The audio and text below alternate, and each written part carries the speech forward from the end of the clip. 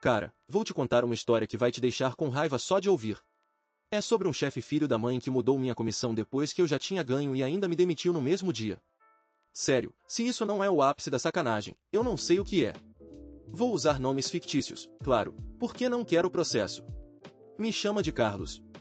Trabalhei por mais de 11 anos numa concessionária de equipamentos industriais que era de uma família. A gente vendia, alugava e fazia manutenção de tudo que você imagina para movimentar produtos em armazéns e fábricas, empilhadeiras, paleteiras elétricas, baterias, carregadores, equipamentos de doca e por aí vai. Também fazíamos manutenção preventiva, reparos de emergência, vendíamos peças, treinamento de operadores e gerenciamento de frota. Comecei como coordenador de serviços, atendendo ligações de clientes com equipamentos quebrados e tentando encaixar o problema com o técnico certo. Depois de alguns anos, migrei para a gestão de contas porque já entendia bem o lado operacional e conseguia prometer coisas que o departamento de serviços realmente podia cumprir. Com o tempo, fiquei responsável por várias contas regionais grandes e pela maioria das propostas estratégicas da empresa. A empresa foi fundada por um cara que vou chamar de Tom. Ele estava na indústria há décadas e construiu a concessionária de uma pequena oficina de reparos para uma operação autorizada cobrindo um território significativo. Ele era meio antiquado em algumas coisas, mas a compensação era geralmente direta com ele. Os vendedores tinham planos de comissão por escrito. Os técnicos e funcionários de serviços recebiam bônus de projeto quando grandes implantações exigiam horas extras. Se a empresa concordava em pagar algo e os funcionários atendiam às condições, Tom pagava. Tom foi se aposentando gradualmente e passou o controle operacional para o filho, Mark. Isso parece mais simples do que foi. Tom não simplesmente tirou férias longas e deixou Mark com uma mesa. Mark comprou o controle acionário da empresa operacional através de uma compra parcialmente financiada pelo banco. Tom manteve uma participação minoritária e era dono de alguns imóveis relacionados, mas não tinha mais autoridade para anular as decisões do dia a dia de Mark. Quando Tom percebeu o quão ruim a briga por compensação tinha ficado, Mark já estava no controle. Mark não é um completo idiota, apesar de como hoje terminou. Ele entende de financiamento, inventário e demonstrações financeiras. Ele pressionou a empresa a usar um software de relatórios melhor, reduzir alguns gastos genuinamente desperdiçadores e convencer o fabricante a apoiar uma expansão da facilidade de financiamento de dívidas. A receita cresceu durante o primeiro ano dele no comando. O problema é que Mark vê a compensação dos funcionários como dinheiro saindo do lado dele do balanço. Quando um bônus é pequeno, ele paga e fala sobre recompensar o desempenho. Quando uma comissão fica grande, ele começa a procurar motivos para a fórmula não se aplicar. Eu já tinha visto ele fazer isso com quantias menores. Um vendedor fechava um negócio incomumente lucrativo, e Mark de repente questionava se a conta tinha sido atribuída corretamente. Um técnico se qualificava para um incentivo de horas extras, e Mark decidia que algumas das horas contavam como trabalho comum de projeto. As disputas geralmente terminavam com o funcionário aceitando menos, porque brigar por alguns milhares de dólares não valia a pena arriscar o emprego. Esse histórico é o motivo pelo qual eu guardei cópias dos meus documentos de compensação. Cerca de 14 meses atrás, uma das maiores operadoras de armazéns da nossa região começou a revisar sua frota de equipamentos. Vou chamar a empresa de Serra Alta, que não é o nome deles. A Serra Alta operava várias instalações de distribuição e usava uma mistura de equipamentos de diferentes fabricantes. Os custos de manutenção eram altos, a frota estava envelhecendo e ninguém tinha um registro confiável de quais máquinas deveriam ser reparadas, substituídas, alugadas ou movidas entre os sites. A oportunidade era muito maior do que vender algumas empilhadeiras. A Serra Alta queria um acordo de longo prazo cobrindo novos equipamentos, cronogramas de substituição, manutenção preventiva, resposta de emergência, disponibilidade de peças, baterias, carregadores, treinamento de operadores e relatórios em vários locais. Mark se importava com a Serra Alta por outro motivo também. A expansão da instalação tinha adicionado dívida, e ele tinha usado o pipeline da Serra Alta em atualizações de credores como prova de que a expansão iria se pagar. Eu não sabia todos os termos do empréstimo, mas sabia que o banco tinha ouvido o nome Serra Alta muito antes do contrato ser fechado. Passei mais de um ano trabalhando nisso. Isso envolvia caminhar pelos armazéns às 5 da manhã para observar as mudanças de turno reais, revisar históricos de reparos, ajudar a Serra Alta a calcular o custo do tempo de inatividade e coordenar demonstrações de equipamentos com o fabricante. Trabalhei com nosso departamento financeiro em estruturas de leasing e com nossa equipe de serviços em compromissos de tempo de resposta. Dave, nosso técnico sênior, ajudou a determinar quais sites precisavam de cobertura residente e quais poderiam ser tratados através de serviço móvel. Lisa, que comanda o despacho, construiu o modelo de pessoal. Sarah, outra gerente de contas, ajudou com documentos de compras e apresentações ao cliente. A Serra Alta rejeitou nossa primeira proposta.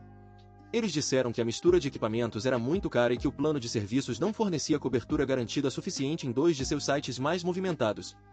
Nós revisamos. O departamento de compras deles mudou o formato do contrato necessário. A equipe jurídica deles objetou várias disposições de garantia. O grupo de operações deles queria especificações diferentes de baterias. O fabricante mudou os preços no meio das negociações, o que nos obrigou a refazer todo o modelo financeiro. Teve semanas que eu passei mais tempo cuidando da Serra Alta do que de todos os outros clientes juntos. E ainda tinha que gerenciar meus clientes atuais, porque não tinha garantia nenhuma que esse contrato ia fechar. No nosso plano de comissão anual tinha uma parte específica para contas estratégicas. A comissão era calculada com base no lucro bruto do pacote inicial de equipamentos e do primeiro ano do serviço contratado. A comissão era considerada ganha quando 3 coisas aconteciam: o cliente assinava o contrato principal, o primeiro pedido de equipamentos era aceito, e o depósito obrigatório caía na conta. O plano usava esses critérios porque contratos estratégicos podem levar anos para serem cumpridos, os equipamentos chegam em etapas, o serviço começa em tempos diferentes em cada unidade, e pedidos futuros podem mudar. Um vendedor não pode esperar 3 anos para saber se a empresa considera a venda original concluída. O pagamento podia ser dividido entre ciclos normais de comissão por questões administrativas, mas o plano deixava claro que a comissão era considerada ganha assim que os 3 critérios fossem atendidos. Não tinha limite máximo. O Mark assinou o plano. Eu assinei, o RH arquivou uma cópia, e eu guardei a minha impressa em casa, junto com meus planos de comissão anteriores. A Serra Alta assinou o contrato principal mês passado. O primeiro pedido foi aceito logo depois, e o depósito caiu na semana seguinte. O pedido inicial era enorme para os nossos padrões. Incluía equipamentos novos, carregadores, sistemas de bateria, instalação, treinamento, e a primeira fase do programa de serviços. O contrato completo podia gerar pedidos adicionais ao longo dos anos, mas a comissão era calculada só sobre o pacote inicial e a margem do primeiro ano de serviço. O financeiro me enviou o cálculo da comissão 3 dias depois do depósito cair. O valor exato era um pouco acima de $180 mil. Tô arredondando para manter anonimato e porque o número exato não importa. O documento mostrava os componentes do cálculo, a porcentagem aplicável e o cronograma de pagamento. Era mais dinheiro do que eu já tinha ganho com um único cliente. E estava totalmente de acordo com a fórmula. O Mark me parabenizou na frente do time de vendas e serviços. Chamou a Serra Alta de conta transformadora e agradeceu a todos que ajudaram. Citou especificamente os técnicos e despachantes que passaram noites preparando equipamentos e atendendo pedidos de última hora do cliente.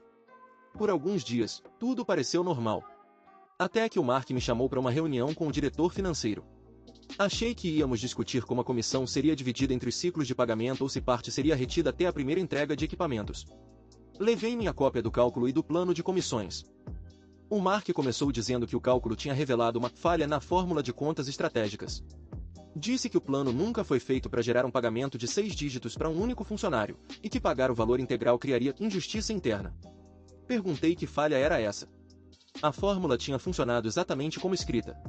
Ele disse que ninguém deveria receber $180 mil por trazer um único pedido. Lembrei ele que a Serra Alta não era um pedido qualquer. Tinha levado mais de um ano, envolvido múltiplas unidades, incluído um contrato de serviço que exigiu trabalho pesado de vários departamentos. O tamanho da comissão refletia o lucro bruto que a empresa esperava ter. O Mark disse que a empresa presumia que a maioria dos contratos estratégicos se desenvolveriam em fases menores. Chamou minha comissão de o golpe de sorte por causa de uma redação que não previa um negócio desse tamanho. O diretor financeiro ficou o tempo todo olhando pro notebook. O Mark colocou um novo plano de comissões na mesa. A fórmula de contas estratégicas ainda estava lá, mas com uma novidade, um limite de $25 mil por contrato. O documento dizia que a mudança valia desde o início do trimestre, semanas antes da Serra Alta assinar o acordo. Perguntei quando esse documento tinha sido criado. O Mark disse que a data de vigência é que importava. Perguntei ao diretor financeiro se ele tinha usado esse limite quando preparou meu cálculo. Ele disse que fez o cálculo com base no plano que estava no sistema de folha quando os critérios foram atendidos. O Mark cortou e disse que o financeiro tinha feito um cálculo preliminar, não uma autorização de pagamento. O documento não tinha nenhuma menção a preliminar. Perguntei se o Mark esperava que eu assinasse o novo plano como se ele valesse para a transação da Serra Alta. Ele disse que só queria que eu reconhecesse a clarificação da estrutura de comissões. Falei que aquilo não era clarificação, era um limite retroativo. A oferta dele era $25 mil mais a possibilidade de um bônus discricionário no fim do ano, se a implantação da Serra Alta continuasse lucrativa. O tal bônus não tinha valor definido, nem data de pagamento, nem condições objetivas. Perguntei se os bônus do time de serviços ainda seriam pagos conforme os termos originais. Ele respondeu que estávamos discutindo minha comissão, não a deles. Essa resposta me irritou quase tanto quanto o limite. Me recusei a assinar o plano revisado. O Mark disse que eu estava focando no enriquecimento pessoal em vez da saúde de longo prazo da empresa. Lembrou que a empresa tinha investido em demonstrações, suporte de engenharia, revisão jurídica e estoque para fechar a Serra Alta. Concordei. Era exatamente por isso que a empresa ia faturar milhões e ter um lucro bruto considerável. Minha comissão foi calculada depois de considerar todos esses custos e margens. Aí ele veio com o argumento de que a comissão não tinha sido ganha porque os equipamentos ainda não tinham sido entregues. É isso. Tô puto. Abri o plano original na frente dele e mostrei a parte que definia quando a comissão de contas estratégicas era considerada válida. Assinatura do contrato, primeiro pedido aceito, depósito liberado.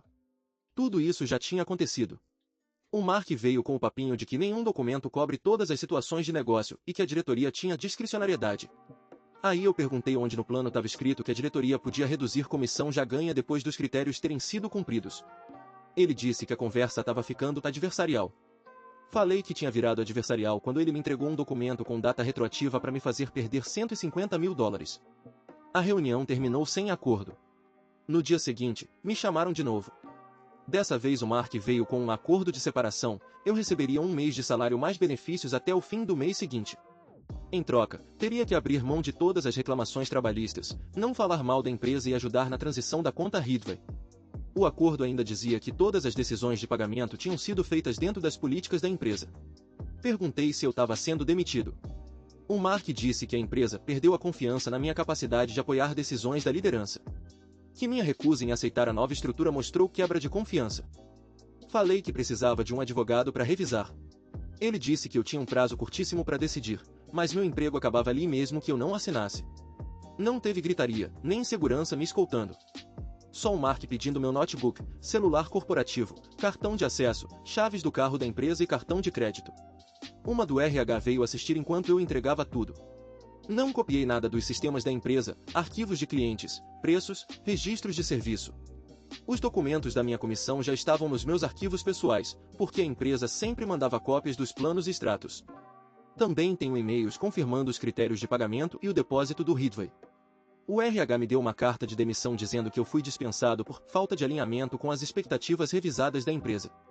Aí o Mark teve a cara de pau de perguntar se eu podia passar a tarde treinando a Sarah sobre o Ridgway. Falei que não faria nada depois de ser demitido, a menos que meu advogado mandasse. Ele disse que essa resposta confirmou a decisão dele. Saí do prédio com uma caixa de papelão, uma caneca, 2 fotos em moldura, um par de óculos de segurança e 11 anos de tralinhas que nem sabia que eram minhas. Tenho consulta com um advogado trabalhista em 2 dias. Sei que não vai ser fácil, mesmo com o contrato assinado. Por enquanto, tô desempregado. A maior conta que eu já fechei tá nas mãos da empresa que me demitiu, e o Mark acha que o resto do time vai conseguir entregar sem mim. 1 hora atrás, o Dave ligou. O Mark marcou uma reunião obrigatória sobre compensação para todo o departamento de serviços amanhã cedo.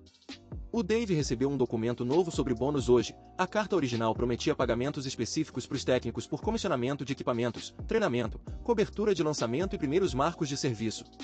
O documento novo substitui tudo isso por um pool de retenção muito menor, pago ao longo de 18 meses. E ainda diz que os funcionários precisam ficar na empresa todo esse tempo para receber qualquer coisa. O Dave notou que o documento tem data anterior às cartas de bônus originais. Ele me pediu para confirmar a data do plano de comissão que o Mark tentou me fazer assinar. Bateu. Falei pro Dave guardar todos os documentos dele e procurar um advogado. E disse para não me mandar nada da empresa. Agora, não sei se me demitiram para não pagar minha comissão ou se o Mark quer reescrever o acordo de todo mundo que trabalhou nesse projeto.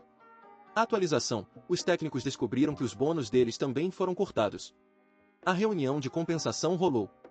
O Mark não só limitou minha comissão, ele reescreveu o plano de bônus de quase todo mundo envolvido no contrato Ridgway. Fui no advogado trabalhista ontem. Ele revisou o plano original, o extrato financeiro, o plano revisado, o acordo de separação e a carta de demissão. Ele não riu da minha cara. A primeira reação dele não foi "você não tem caso". Foi "pare de falar com eles diretamente". Foi aliviante e assustador ao mesmo tempo.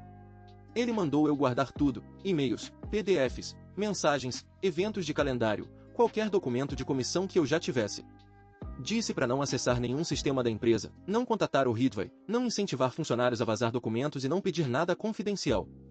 Falou que se ex-colegas quisessem falar sobre os próprios salários, poderiam, mas que eu devia tomar cuidado para não virar o líder da revolta enquanto preparava uma ação judicial. Essa parte ficou relevante imediatamente. O Dave me ligou depois da reunião do departamento de serviços. Ele estava no carro, no estacionamento, porque não queria falar de dentro da empresa. O Dave está na concessionária há quase 16 anos. É um dos poucos técnicos master que a gente tinha. O cara que os clientes pedem pelo nome quando algo caro para de funcionar. Ele disse que o Mark abriu a reunião chamando o Ridvay de o lançamento operacional mais importante da história da empresa. Aí soltou o papo de que crescimento exige disciplina, paciência e compromisso compartilhado com um sucesso de longo prazo. Segundo Dave, todo mundo na sala entendeu nos primeiros 30 segundos que iam tomar no cu financeiramente. É isso. Tô guardando até o último e-mail e preparando o processo. O Mark vai aprender que discricionariedade tem limite. As cartas de bônus do projeto original tinham sido enviadas meses atrás. E não eram nada vagas, não. Os técnicos designados pro Rigeva iam receber pagamentos específicos por comissionar equipamentos, treinar operadores, cobrir turnos noturnos durante o lançamento e bater as primeiras metas sem atrasos. O despacho tinha seu próprio bônus porque a Liz e o time dela estavam montando o esquema de cobertura para vários sites do Rigeva. A Sarah tinha um bônus menor ligado a compras, integração e implementação da primeira fase. Essas cartas eram importantes porque o pessoal já estava se matando com base nelas.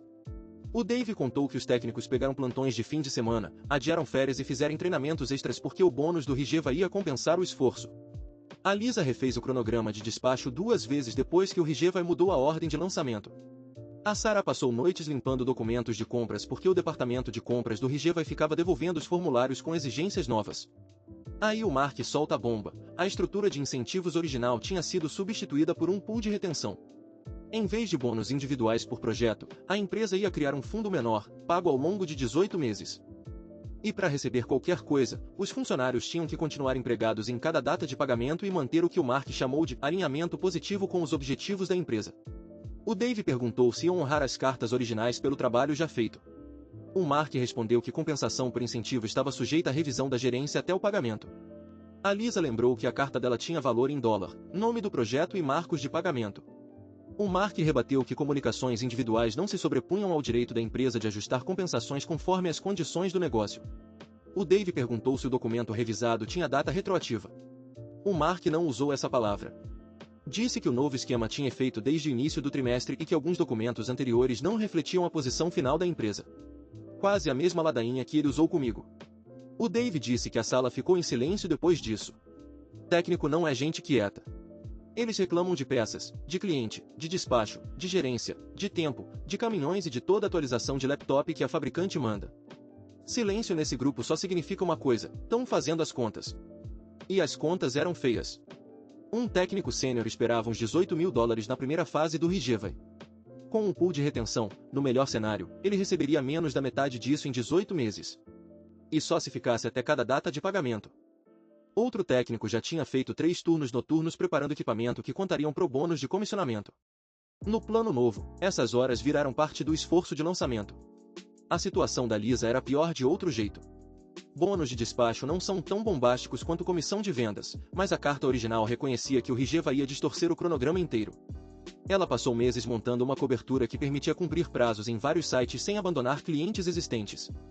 O pool novo tratou o trabalho dela como responsabilidade gerencial geral.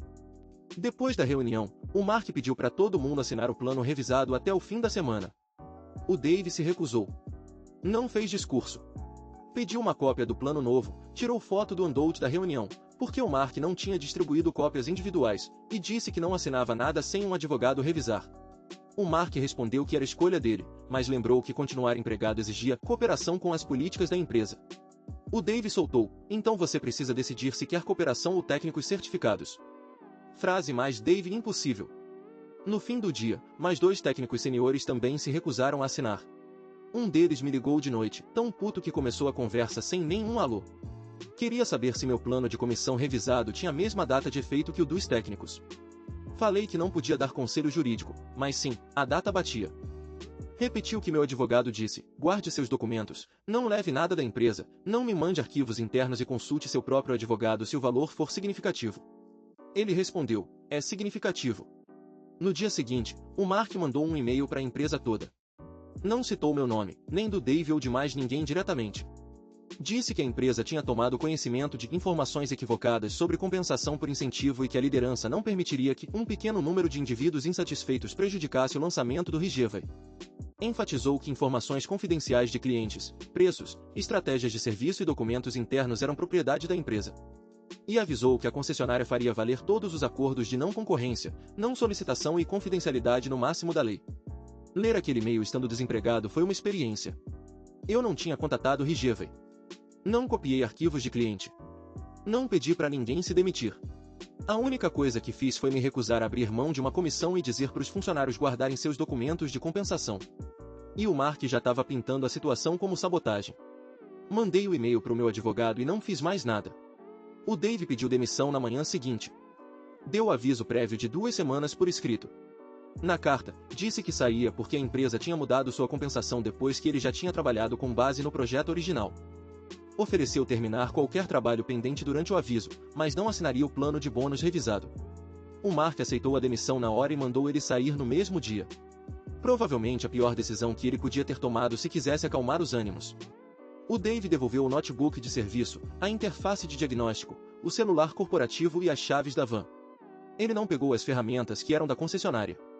As ferramentas pessoais dele estavam na van, então outro técnico ficou olhando enquanto ele tirava tudo. O Dave disse que a situação toda parecia que estavam tratando ele como se tivesse roubado algo, só por se recusar a ser pago abaixo do combinado.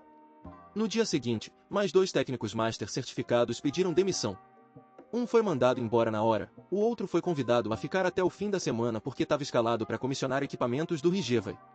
Ele recusou depois que o Mark falou que ele não receberia nada do bônus de retenção, a menos que assinasse o plano revisado. A Lisa se demitiu na sexta. A reação do Mark me surpreendeu mais que a demissão dela. A Lisa coordenava o despacho há anos. Ela sabia qual técnico podia lidar com qual equipamento, quais clientes precisavam de prioridade de manhã, quais galpões tinham docas problemáticas, quais chamados de emergência virariam concertos de dia inteiro. Despacho parece coisa administrativa até dar merda. Aí todo mundo percebe que era o sistema nervoso do departamento de serviço. O Mark disse que ela estava abandonando o time no maior lançamento da história da empresa.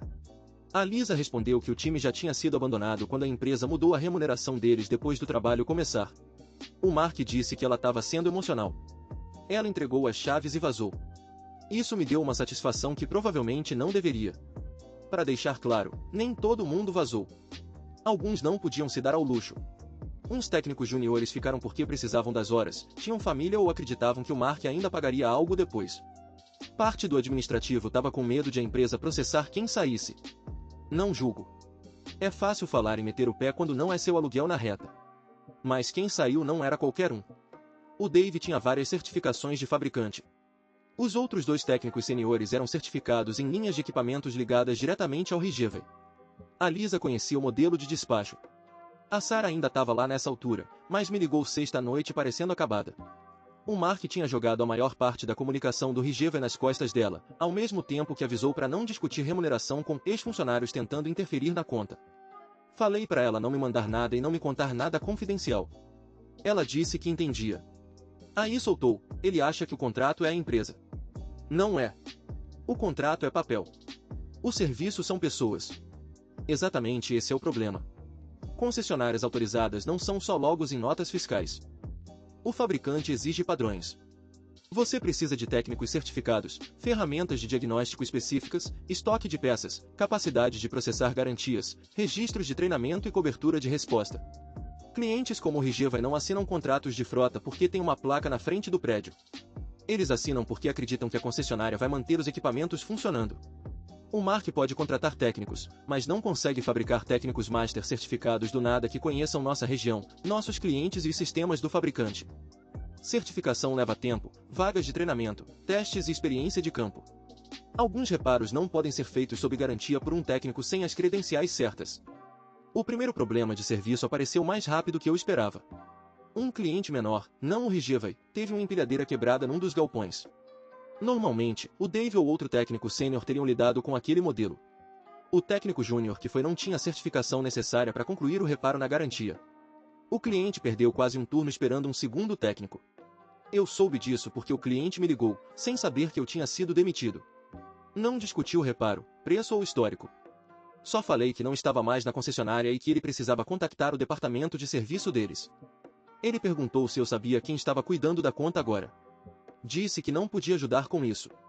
Anotei a ligação e avisei meu advogado. Ele disse que eu agi certo. E avisou para esperar mais ligações, porque clientes costumam seguir pessoas, não comunicados corporativos. A orientação foi clara: não solicitar, não aconselhar ninguém a sair, não usar informações antigas de clientes e não passar a impressão de que ainda represento a concessionária. Naquela mesma tarde, recebi uma ligação do Paulo. Ele trabalha numa concessionária autorizada consolidada numa região vizinha. Nos conhecemos profissionalmente há anos porque nossos territórios se sobrepõem em alguns pontos, e nos vemos em reuniões do fabricante. A empresa dele é maior que a do Mark e tem infraestrutura de serviço própria, departamento financeiro, jurídico e relacionamento direto com o fabricante. O Paulo disse que ouviu que eu não estava mais na concessionária. Perguntei onde ele tinha ouvido isso. Ele respondeu que o mercado não é tão grande quanto as pessoas pensam, especialmente quando vários técnicos certificados saem da mesma loja numa semana. Disse que não me sentia à vontade para discutir os detalhes, só que havia uma disputa sobre remuneração. Ele disse que não estava ligando para pedir informações confidenciais. Queria saber se eu estava procurando emprego e se estaria disposto a conversar sobre uma oportunidade regional de serviço, caso a empresa dele avançasse com algo. Essa escolha de palavras me deixou cauteloso. Perguntei se ele estava falando do Rigevai. Ele respondeu que estava falando de um mercado que pode em breve ter um problema de cobertura de serviço. A empresa dele já tinha sido consultada pelo fabricante sobre a capacidade de fornecer suporte emergencial caso outra concessionária da região não cumprisse os requisitos de cobertura. Ele não pediu documentos, preços, contatos ou informações internas do Rigevai. Só perguntou se eu estaria disponível para uma reunião, com advogados envolvidos se necessário. Falei que precisava conversar com meu advogado antes. O Paulo falou que era exatamente o que ele esperava. Depois da ligação, mandei um resumo para o meu advogado. Ele me ligou de volta e disse que encontrar com o Paulo não era automaticamente um problema, mas que eu precisava ter limites bem claros. Eu podia falar sobre meu histórico de trabalho, minha experiência geral, a treta dos meus comissionamentos e minha disponibilidade. Não podia levar listas de clientes, tabelas de preços, históricos de serviço, propostas, documentos internos da Rigevai ou qualquer coisa que fosse da empresa do Mark. Também não podia incentivar outros funcionários a quebrarem contratos. Se o Paulo quisesse contratar mais alguém, a empresa dele teria que seguir o processo legal deles. Perguntei se trabalhar para uma concessionária vizinha não ia piorar minha situação no processo dos comissionamentos. Meu advogado disse que o Mark ia reclamar disso não importa o que eu fizesse. A questão era se ele teria provas concretas para sustentar a acusação. Então amanhã de manhã vou me encontrar com o Paulo. Não sei no que vai dar. Pode ser só uma conversa normal sobre emprego, pode ser uma tentativa de pescar informação, ou pode ser o Paulo vendo uma oportunidade porque o Mark criou um problema de falta de funcionários e concorrente faz o que concorrente faz. O que eu sei é que o Mark já perdeu o Dave, a Liz e dois dos técnicos mais importantes.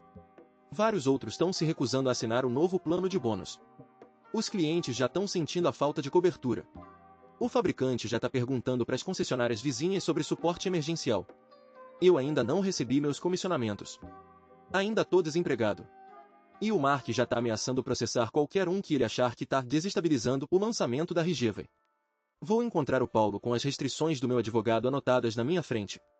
Preciso de trabalho, mas não vou dar ao Mark um caso legítimo de segredo industrial só porque ele me deu um caso legítimo de comissionamento não pago. Atualização: 6 de nós estamos abrindo uma filial de serviços concorrente. Encontrei o Paulo e estou empregado de novo. Essa frase parece simples agora que escrevi, mas não foi nada simples quando entrei no escritório dele com o aviso do advogado escrito na primeira página do meu caderno. O aviso era basicamente isso: eu podia falar sobre meu histórico de emprego, minha experiência e minha disponibilidade. Nada de listas de clientes, tabelas de preços, históricos de serviço, modelos de proposta ou qualquer documento interno da Rigevai. Não podia incentivar funcionários atuais a saírem. Não podia insinuar que clientes deveriam me seguir. Não podia agir como se tivesse direito de levar a conta da Rigevai só porque ajudei a conquistá-la. O Paulo pareceu aliviado quando eu disse tudo isso antes mesmo que ele precisasse falar. A concessionária dele é maior que a do Mark e fica numa região vizinha. Eles vendem e consertam o mesmo tipo de equipamento industrial, mas não têm uma filial completa na nossa área. Já fizeram alguns trabalhos extras nas beiradas do território, e o relacionamento deles com o fabricante é forte o suficiente para serem chamados quando outra concessionária tem problema de cobertura. O Paulo não fingiu que isso era caridade. Ele disse que a decisão do Mark sobre comissionamentos criou uma oportunidade no mercado. Perder um vendedor pode ser normal. Perder vários técnicos certificados, um líder de despacho e a pessoa que construiu o pipeline de contas estratégicas é outra história. Se o fabricante concluir que os clientes da nossa região não estão sendo atendidos direito, alguém vai ser chamado para tapar o buraco. Ele também deixou claro que isso não era um capricho. A empresa dele queria uma filial na nossa região há anos, mas nunca quis enfrentar uma concessionária autorizada já estabelecida. Quando o fabricante começou a perguntar sobre cobertura emergencial, o conselho do Paulo aprovou um orçamento para a filial e abriu uma linha de crédito específica para a expansão, desde que tudo fosse feito dentro da lei. Ele queria saber se eu ajudaria a construir essa filial. Perguntei se ele estava me contratando para atacar a Rijeva. Ele disse não, e então explicou melhor porque sabia que era uma pergunta sensível. A Rijeva tinha contrato com a empresa do Mark. A concessionária do Paulo não ia me usar como atalho para interferir nisso. Se a Rijeva entrasse em contato com o fabricante ou com a concessionária dele por conta própria por falha no serviço, aí seria outra história. Até lá, a Rijeva estava fora dos meus limites.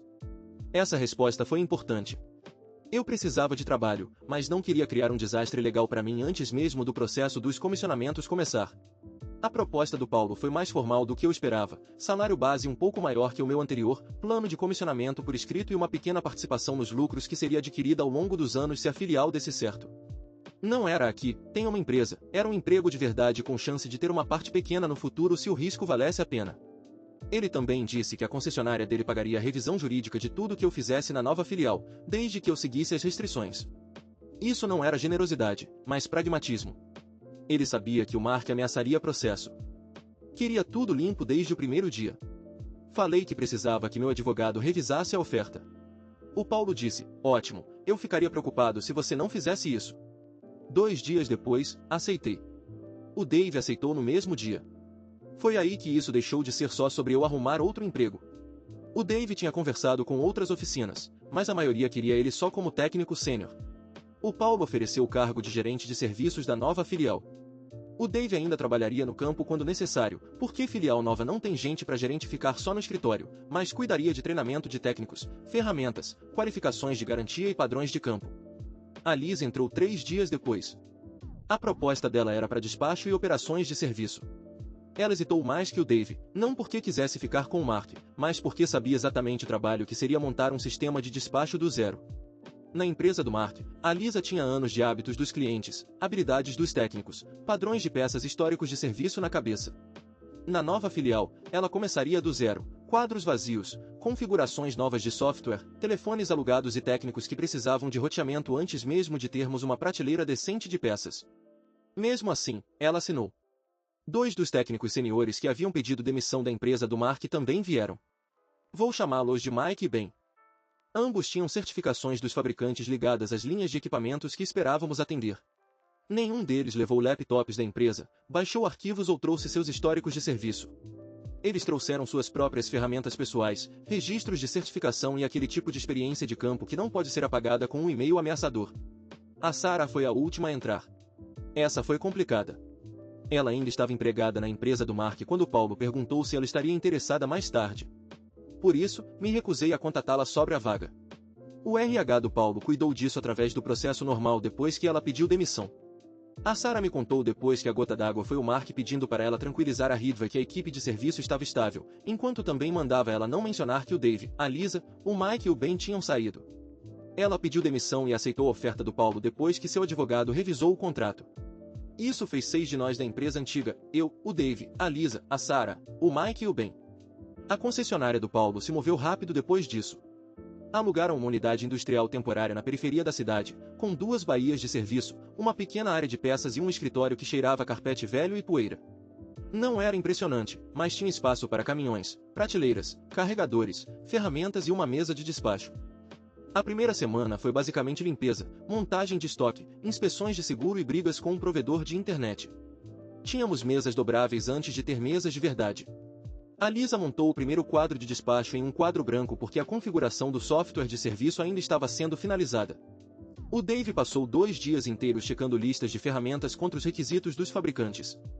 O Mike e o Ben ajudaram a montar o estoque de peças e inspecionar as vans de serviço usadas que a empresa do Paulo transferiu de outra filial. Eu passei a maior parte do meu tempo com o Paulo e o jurídico, garantindo que cada prospecto, chamado de serviço e contato com o cliente fosse tratado corretamente. As regras eram rígidas. Ninguém podia usar as listas de clientes do Mark. Se um cliente nos contatasse, a chamada tinha que ser registrada com data, hora, quem ligou, como conseguiu o número e o que pediu. Se houvesse qualquer dúvida sobre se o cliente tinha um contrato atual com a empresa do Mark, ia para o jurídico antes de qualquer orçamento ser feito. Ninguém podia usar arquivos de preços antigos. A concessionária do Paulo tinha sua própria estrutura de preços, taxas de mão de obra, margens de peças, taxas de aluguel e programas dos fabricantes. Montávamos propostas a partir dos sistemas deles, não da memória das planilhas do Mark. Ninguém podia discutir a Ridvai, a menos que o fabricante ou a Ridvai iniciasse contato através de canais formais. Mesmo assim, eu não deveria ser a primeira pessoa na ligação. O Paulo estava determinado a não dar ao Mark um argumento de que eu tinha saído com um contrato e tentado arrastar o cliente atrás de mim. Ninguém podia recrutar funcionários atuais da empresa do Mark. Se alguém nos contatasse independentemente, o RH cuidava disso. Se estivessem sujeitos a algum acordo, o jurídico revisava. Eu não podia dizer para as pessoas pedirem demissão, não importa o quanto eu quisesse dizer certas coisas. Essas precauções tornaram tudo mais lento. Mas também me fizeram sentir muito mais seguro. A primeira carta de cessar e desistir do Mark chegou antes de completarmos nossa primeira semana completa na unidade temporária. Ela acusava a concessionária do Paulo de roubo de funcionários, apropriação indevida de segredos comerciais, interferência ilícita, quebra de lealdade, concorrência desleal e várias outras frases que soavam caras. Alegava que eu tinha orquestrado uma saída planejada depois de falhar em extorquir uma comissão irracional. Alegava que o Dave e a Lisa tinham levado conhecimento operacional que pertencia à empresa. Alegava que o Paulo não poderia ter aberto uma filial na região sem informações confidenciais do negócio do Mark. A carta exigia que a concessionária do Paulo parasse de operar no território, devolvesse todas as informações confidenciais, identificasse todos os clientes contatados e preservasse todas as comunicações com ex-funcionários. O advogado do Paulo respondeu no dia seguinte. A resposta dizia que nenhum documento confidencial havia sido levado ou usado. Todos os dispositivos da empresa haviam sido devolvidos. Funcionários eram livres para trabalhar para um concorrente, a menos que uma restrição válida dissesse o contrário. E conhecimento geral, certificações, relacionamentos e experiências de trabalho não eram segredos comerciais. Também dizia que a concessionária do Paulo preservaria registros e esperava que a empresa do Mark fizesse o mesmo, incluindo todos os documentos relacionados às mudanças retroativas de compensação. Eu gostei mais dessa última frase do que deveria.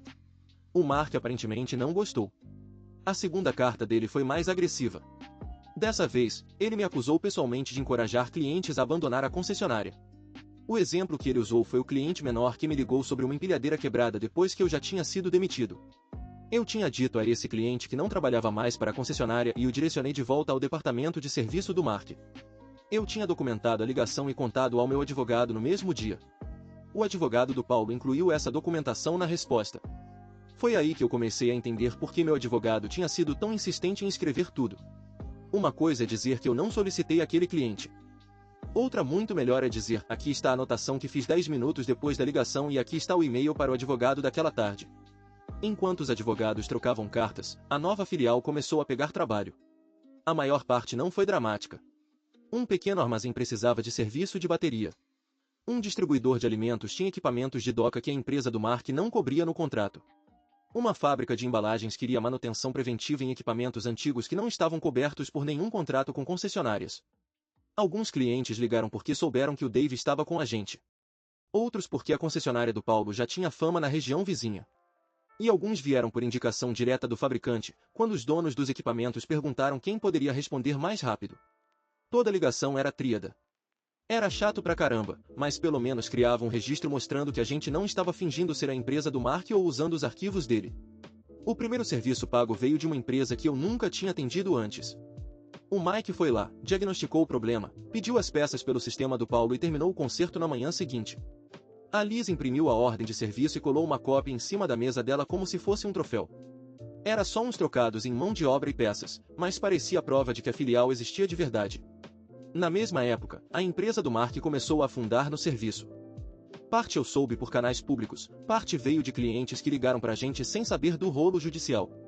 Eu não atendia a essas ligações além do script seguro.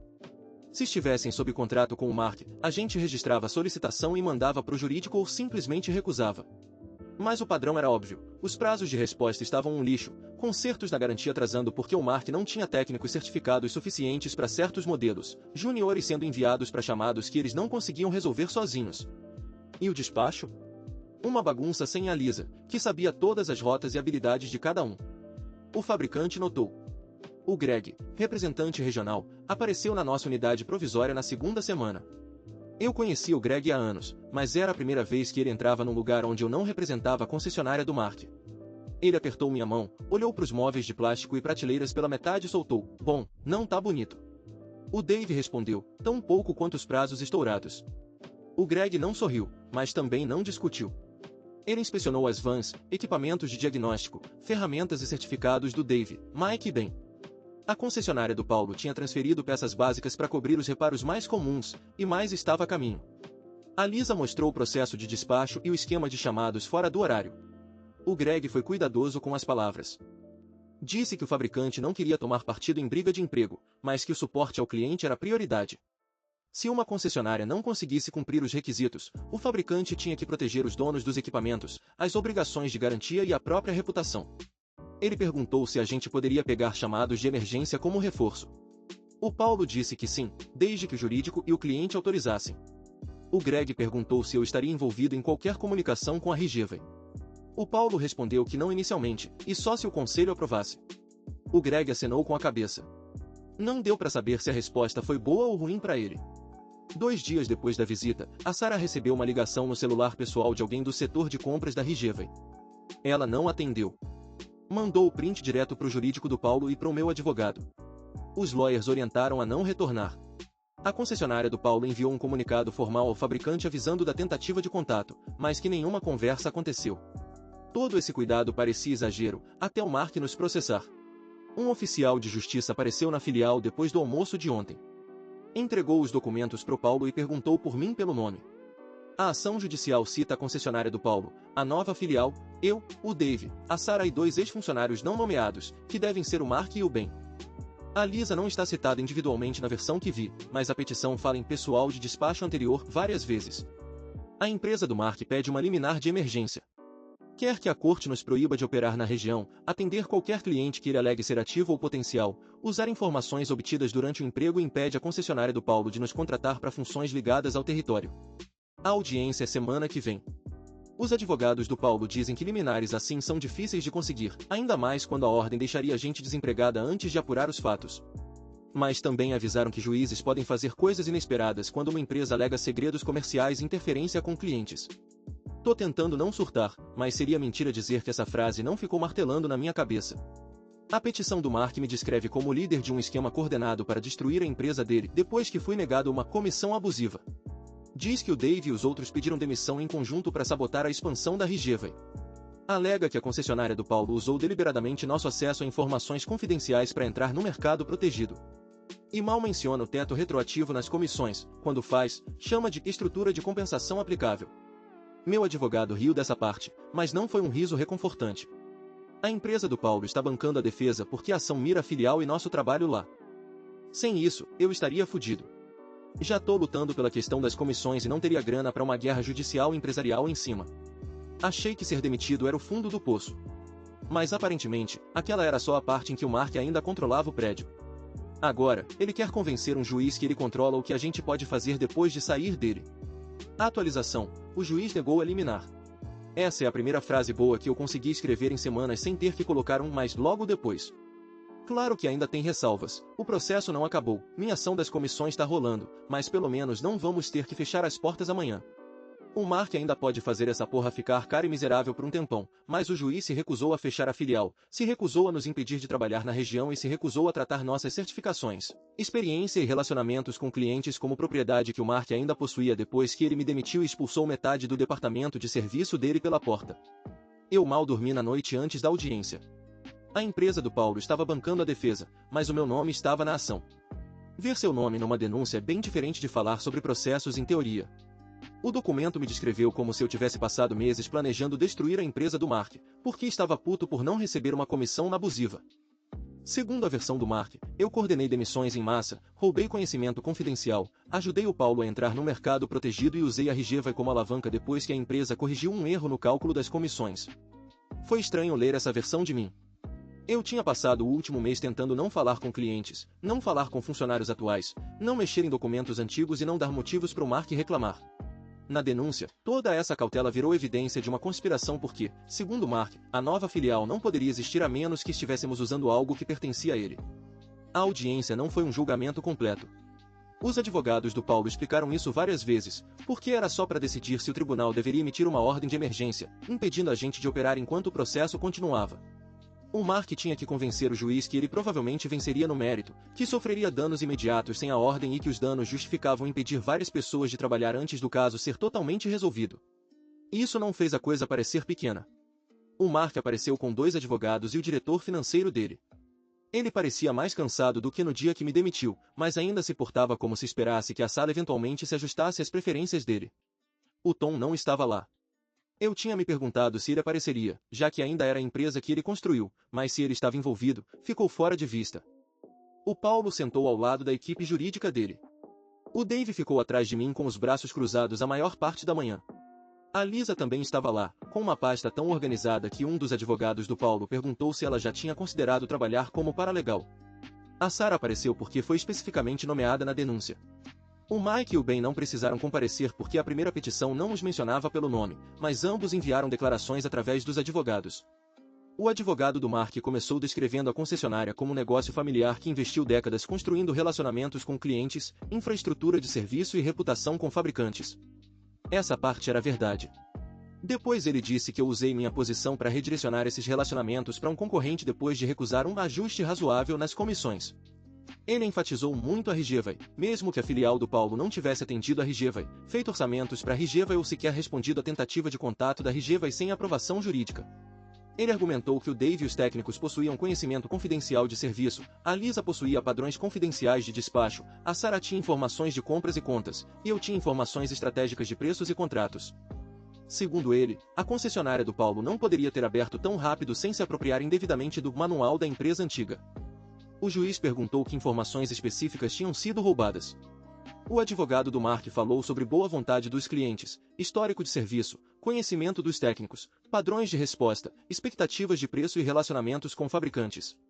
O juiz perguntou de novo se algum arquivo tinha sido copiado, baixado, enviado por e-mail, fotografado ou retido. Foi aí que os advogados do Paulo entraram em ação. Eles tinham declarações de todo mundo nomeado. A minha dizia que eu devolvi meu laptop, celular, cartão de acesso, chaves do carro e cartão de crédito da empresa, que não copiei registros de clientes, arquivos de preços, históricos de serviço, propostas ou documentos internos da Rigevai, e que direcionei ligações de clientes de volta para a empresa do Mark ou para a assessoria jurídica quando elas vieram depois da minha demissão. Meu advogado tinha anexado as notas que eu fiz depois dessas ligações, incluindo o cliente menor que me contatou sobre o empilhador quebrado. O e-mail com carimbo de tempo para o meu advogado ajudou mais do que eu esperava. A declaração do Dave cobriu as certificações dele, ferramentas e histórico de trabalho. Ele afirmou que devolveu o equipamento da empresa e manteve apenas suas ferramentas pessoais. Ele também explicou que as certificações dos fabricantes pertenciam aos técnicos como indivíduos. A empresa do Mark tinha pago por alguns treinamentos ao longo dos anos, mas a credencial em si não desaparecia da carreira do Dave só porque ele mudou de emprego. A declaração da Lisa foi provavelmente minha favorita. Ela disse que não levou registros de despacho, tabelas de roteamento, listas de clientes, histórico de serviço, escalas de técnicos ou exportações de software. Depois ela explicou que saber qual técnico certificado está qualificado para diagnosticar um tipo específico de falha não é um banco de dados secreto. É o conhecimento básico necessário para fazer o trabalho. Um despachante que sai de um emprego não se torna incapaz de despachar. A declaração da Sarah foi cuidadosa porque ela tinha estado mais próxima da Rigevai depois que eu saí. Ela afirmou que não levou documentos de compras, arquivos de preços, listas de contatos ou materiais de proposta para a nova filial. Ela também afirmou que, quando a pessoa de compras da Rigevai ligou para o celular pessoal dela, ela não atendeu e, em vez disso, relatou a ligação para a assessoria jurídica. Os advogados do Paulo tinham a captura de tela e o aviso formal enviado ao fabricante. A empresa do Paulo também produziu seus próprios registros. Eles mostraram que o aluguel temporário da filial foi negociado depois da minha demissão, que a primeira lista de prospects veio de fontes públicas e da rede de fabricantes do Paulo, e que todas as ligações de clientes recebidas tinham sido registradas e revisadas. Eles até apresentaram as instruções por escrito que recebemos durante a integração. Nada de arquivos da empresa antiga, nenhuma solicitação proibida de clientes, nenhum uso de preços confidenciais, nenhum recrutamento de funcionários atuais sob pressão pessoal e nenhum contato com a Rigevai sem autorização. O juiz perguntou ao advogado do Mark se ele tinha provas de que alguma dessas salvaguardas era falsa. O advogado do Mark disse que a fase de descoberta ainda não tinha acontecido, e era exatamente por isso que uma liminar era necessária. O juiz não pareceu impressionado com essa resposta. Ele disse que medidas emergenciais exigiam evidências, não a esperança de que a fase de descoberta pudesse encontrar algo depois. O lado do Mark então mudou para a questão da avaliação dos funcionários. Eles argumentaram que o timing das demissões provava coordenação. Eu fui demitido, o Dave pediu demissão, 2 outros técnicos seniores pediram demissão, a Lisa pediu demissão, a Sarah pediu demissão, e todos nós acabamos com o Paulo. O advogado do Mark disse que essa sequência não podia ser coincidência. O advogado do Paulo respondeu que a causa comum não era um plano secreto. A causa comum era a mudança na remuneração feita pelo Mark depois que as pessoas já tinham feito o trabalho. Ele apresentou as cartas de demissão que mencionavam o plano de bônus revisado, as cartas originais de bônus do projeto e o e-mail que o Mark enviou acusando indivíduos insatisfeitos de espalhar desinformação. Ele também apresentou o documento revisado de bônus com a data efetiva correspondendo à data do meu plano de comissão CAP. Essa foi a primeira vez que a questão da comissão realmente entrou na audiência. O advogado do Mark tentou manter o foco em segredos comerciais e interferência. Ele disse que minha disputa de compensação era separada e não deveria se tornar uma desculpa para a competição desleal. O juiz concordou que minha reclamação de comissão não seria decidida naquele dia. Mas ele acrescentou que os documentos de compensação eram relevantes para motivação e credibilidade, já que o Mark estava pedindo ao tribunal para tratar as demissões como interferência indevida, e não como saídas voluntárias após uma disputa salarial. Meu advogado já tinha protocolado uma reclamação separada sobre a comissão, mas os advogados do Paulo tinham obtido permissão para usar alguns dos documentos porque a reclamação do Mark tinha colocado minha compensação em questão. O plano original, a declaração financeira, o plano CAP revisado e minha carta de demissão estavam todos no registro. O diretor financeiro parecia terrível quando esses documentos foram mencionados. O juiz perguntou ao advogado do Mark por que o plano revisado estava datado antes dos gatilhos da Rijeva, se o documento foi criado depois. O advogado do Mark disse que a empresa tinha esclarecido a data efetiva de uma política existente. O juiz perguntou se os funcionários tinham assinado essa política esclarecida antes do acordo. O advogado do Mark disse que não nessa forma. Isso foi uma maneira muito educada de dizer não. Novamente, o juiz disse que não estava decidindo se a comissão era devida, mas também disse que os documentos complicavam o argumento do Mark de que eu simplesmente tinha falhado em aceitar uma decisão de gestão legal e depois retaliado. A questão do acordo de não concorrência foi menos dramática do que a reclamação do Mark fazia parecer. Eu tinha um acordo de não solicitação e confidencialidade. Eu não tinha um acordo amplo de não concorrência que me impedisse de trabalhar na indústria. Alguns dos técnicos tinham cláusulas de confidencialidade, mas nada que os impedisse de se juntar a outra concessionária. A Sarah tinha restrições em torno de certos contatos com clientes, e é por isso que os advogados do Paulo a tinham isolado da Rijeva até saberem o que era permitido. A Lisa não tinha restrições significativas além da confidencialidade. O advogado do Mark argumentou que, mesmo sem acordos amplos de não concorrência, o efeito combinado do nosso conhecimento tornava a nova filial injusta. O juiz perguntou se o Mark estava pedindo para impedir que funcionários experientes trabalhassem na área porque eles eram experientes. Essa pergunta ficou no ar por um segundo. O advogado do Mark disse que não, mas eles estavam pedindo ao tribunal para impedir o uso de informações confidenciais. O juiz disse que estava disposto a emitir ordens de preservação e restrições contra o uso de registros confidenciais específicos, mas essas não eram as mesmas coisas que fechar uma filial em operação. O advogado do Paulo aceitou essas condições imediatamente. Já estávamos seguindo elas. A questão final foi a Rijeva. A empresa do Mark argumentou que a perda de funcionários certificados ameaçava o lançamento e que a filial do Paulo existia para capturar a conta. Os advogados do Paulo responderam que o Mark ainda tinha o contrato. A filial do Paulo não tinha solicitado a Rijeva, e a tentativa de contato da Rijeva tinha sido desviada de nós. Eles também apontaram que quaisquer falhas de serviço ocorridas na concessionária do Mark eram resultado das decisões de pessoal e compensação do Mark, e não uma violação de segredo comercial ordenada pelo tribunal por pessoas que não trabalhavam mais lá. O juiz fez uma pausa antes de decidir. Esses 40 minutos foram horríveis. Ninguém queria conversar no corredor. O Dave pegou um café e não bebeu. A Lisa sentou com sua pasta fechada no colo. A Sarah ficou checando o celular, mesmo que não tivesse nada para checar. O Paulo conversou baixinho com seus advogados. Eu fiquei perto de uma janela tentando lembrar se tinha trancado o carro, porque aparentemente meu cérebro preferia um problema de estacionamento à possibilidade de ser ordenado a sair do meu novo emprego. Quando voltamos, o juiz negou a liminar emergencial. Ele disse que a empresa do Mark tinha levantado alegações que poderiam prosseguir na litigação, mas não tinha fornecido evidências suficientes para justificar o fechamento da nova filial antes da fase de descoberta. Ele não encontrou evidências de que tínhamos levado arquivos, nenhuma evidência de solicitação indevida da Rigeva e nenhuma base para impedir técnicos ou ex-funcionários de usar conhecimento geral, habilidades e certificações adquiridas ao longo de anos de trabalho. Ele ordenou que ambas as partes preservassem registros. Ele nos ordenou a não usar nenhum documento confidencial da empresa do Mark, se algum existisse. Ele ordenou restrições contínuas em torno de clientes específicos até que as questões contratuais pudessem ser revisadas. Ele também disse à empresa do Paulo para manter seus logs de chamadas recebidas e o processo de revisão legal. O advogado do Paulo disse que íamos cumprir as ordens. O Mark ficou olhando para frente enquanto o juiz falava, sentado numa camisa social enquanto o tribunal negava a única coisa que ele tinha pedido com urgência.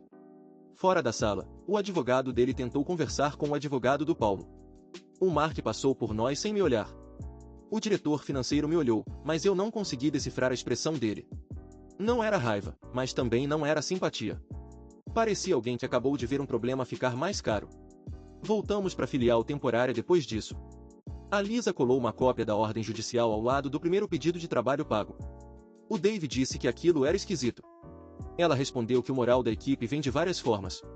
Nos 2 dias seguintes, a filial pareceu mais leve, não exatamente segura. O processo ainda existe, e o juiz não disse que o Mark estava errado em tudo. Mas a ameaça imediata de sermos impedidos de trabalhar tinha sumido. Podíamos atender telefones, despachar serviços, pedir peças e continuar construindo a filial sem ficar imaginando se uma ordem judicial ia chegar no fim do dia. Os clientes continuaram ligando. Alguns eram novos pra gente. Outros já tinham trabalhado com a concessionária do Paulo em outras regiões. Alguns claramente sabiam quem éramos e estavam testando se podiam mudar. Todas as ligações ainda passavam pela mesma revisão. O processo legal é irritante, mas, depois da audiência, ninguém do nosso lado quis ser descuidado. O juiz basicamente nos disse, vocês podem trabalhar, mas mantenham o histórico limpo. Isso virou a regra da filial. Meu caso de comissão também avançou. A empresa do Mark recebeu uma carta de cobrança do meu advogado antes da audiência da liminar, mas, depois da audiência, a resposta deles ficou mais agressiva. Negaram que a comissão tinha sido ganha, negaram que o relatório financeiro autorizava o pagamento e alegaram que eu fui demitido por má conduta relacionada à concorrência desleal. Meu advogado disse que isso era previsível. Ele também disse que o Mark dificultou a própria posição ao anexar o plano revisado ao caso da liminar sem explicar claramente quando ele foi criado.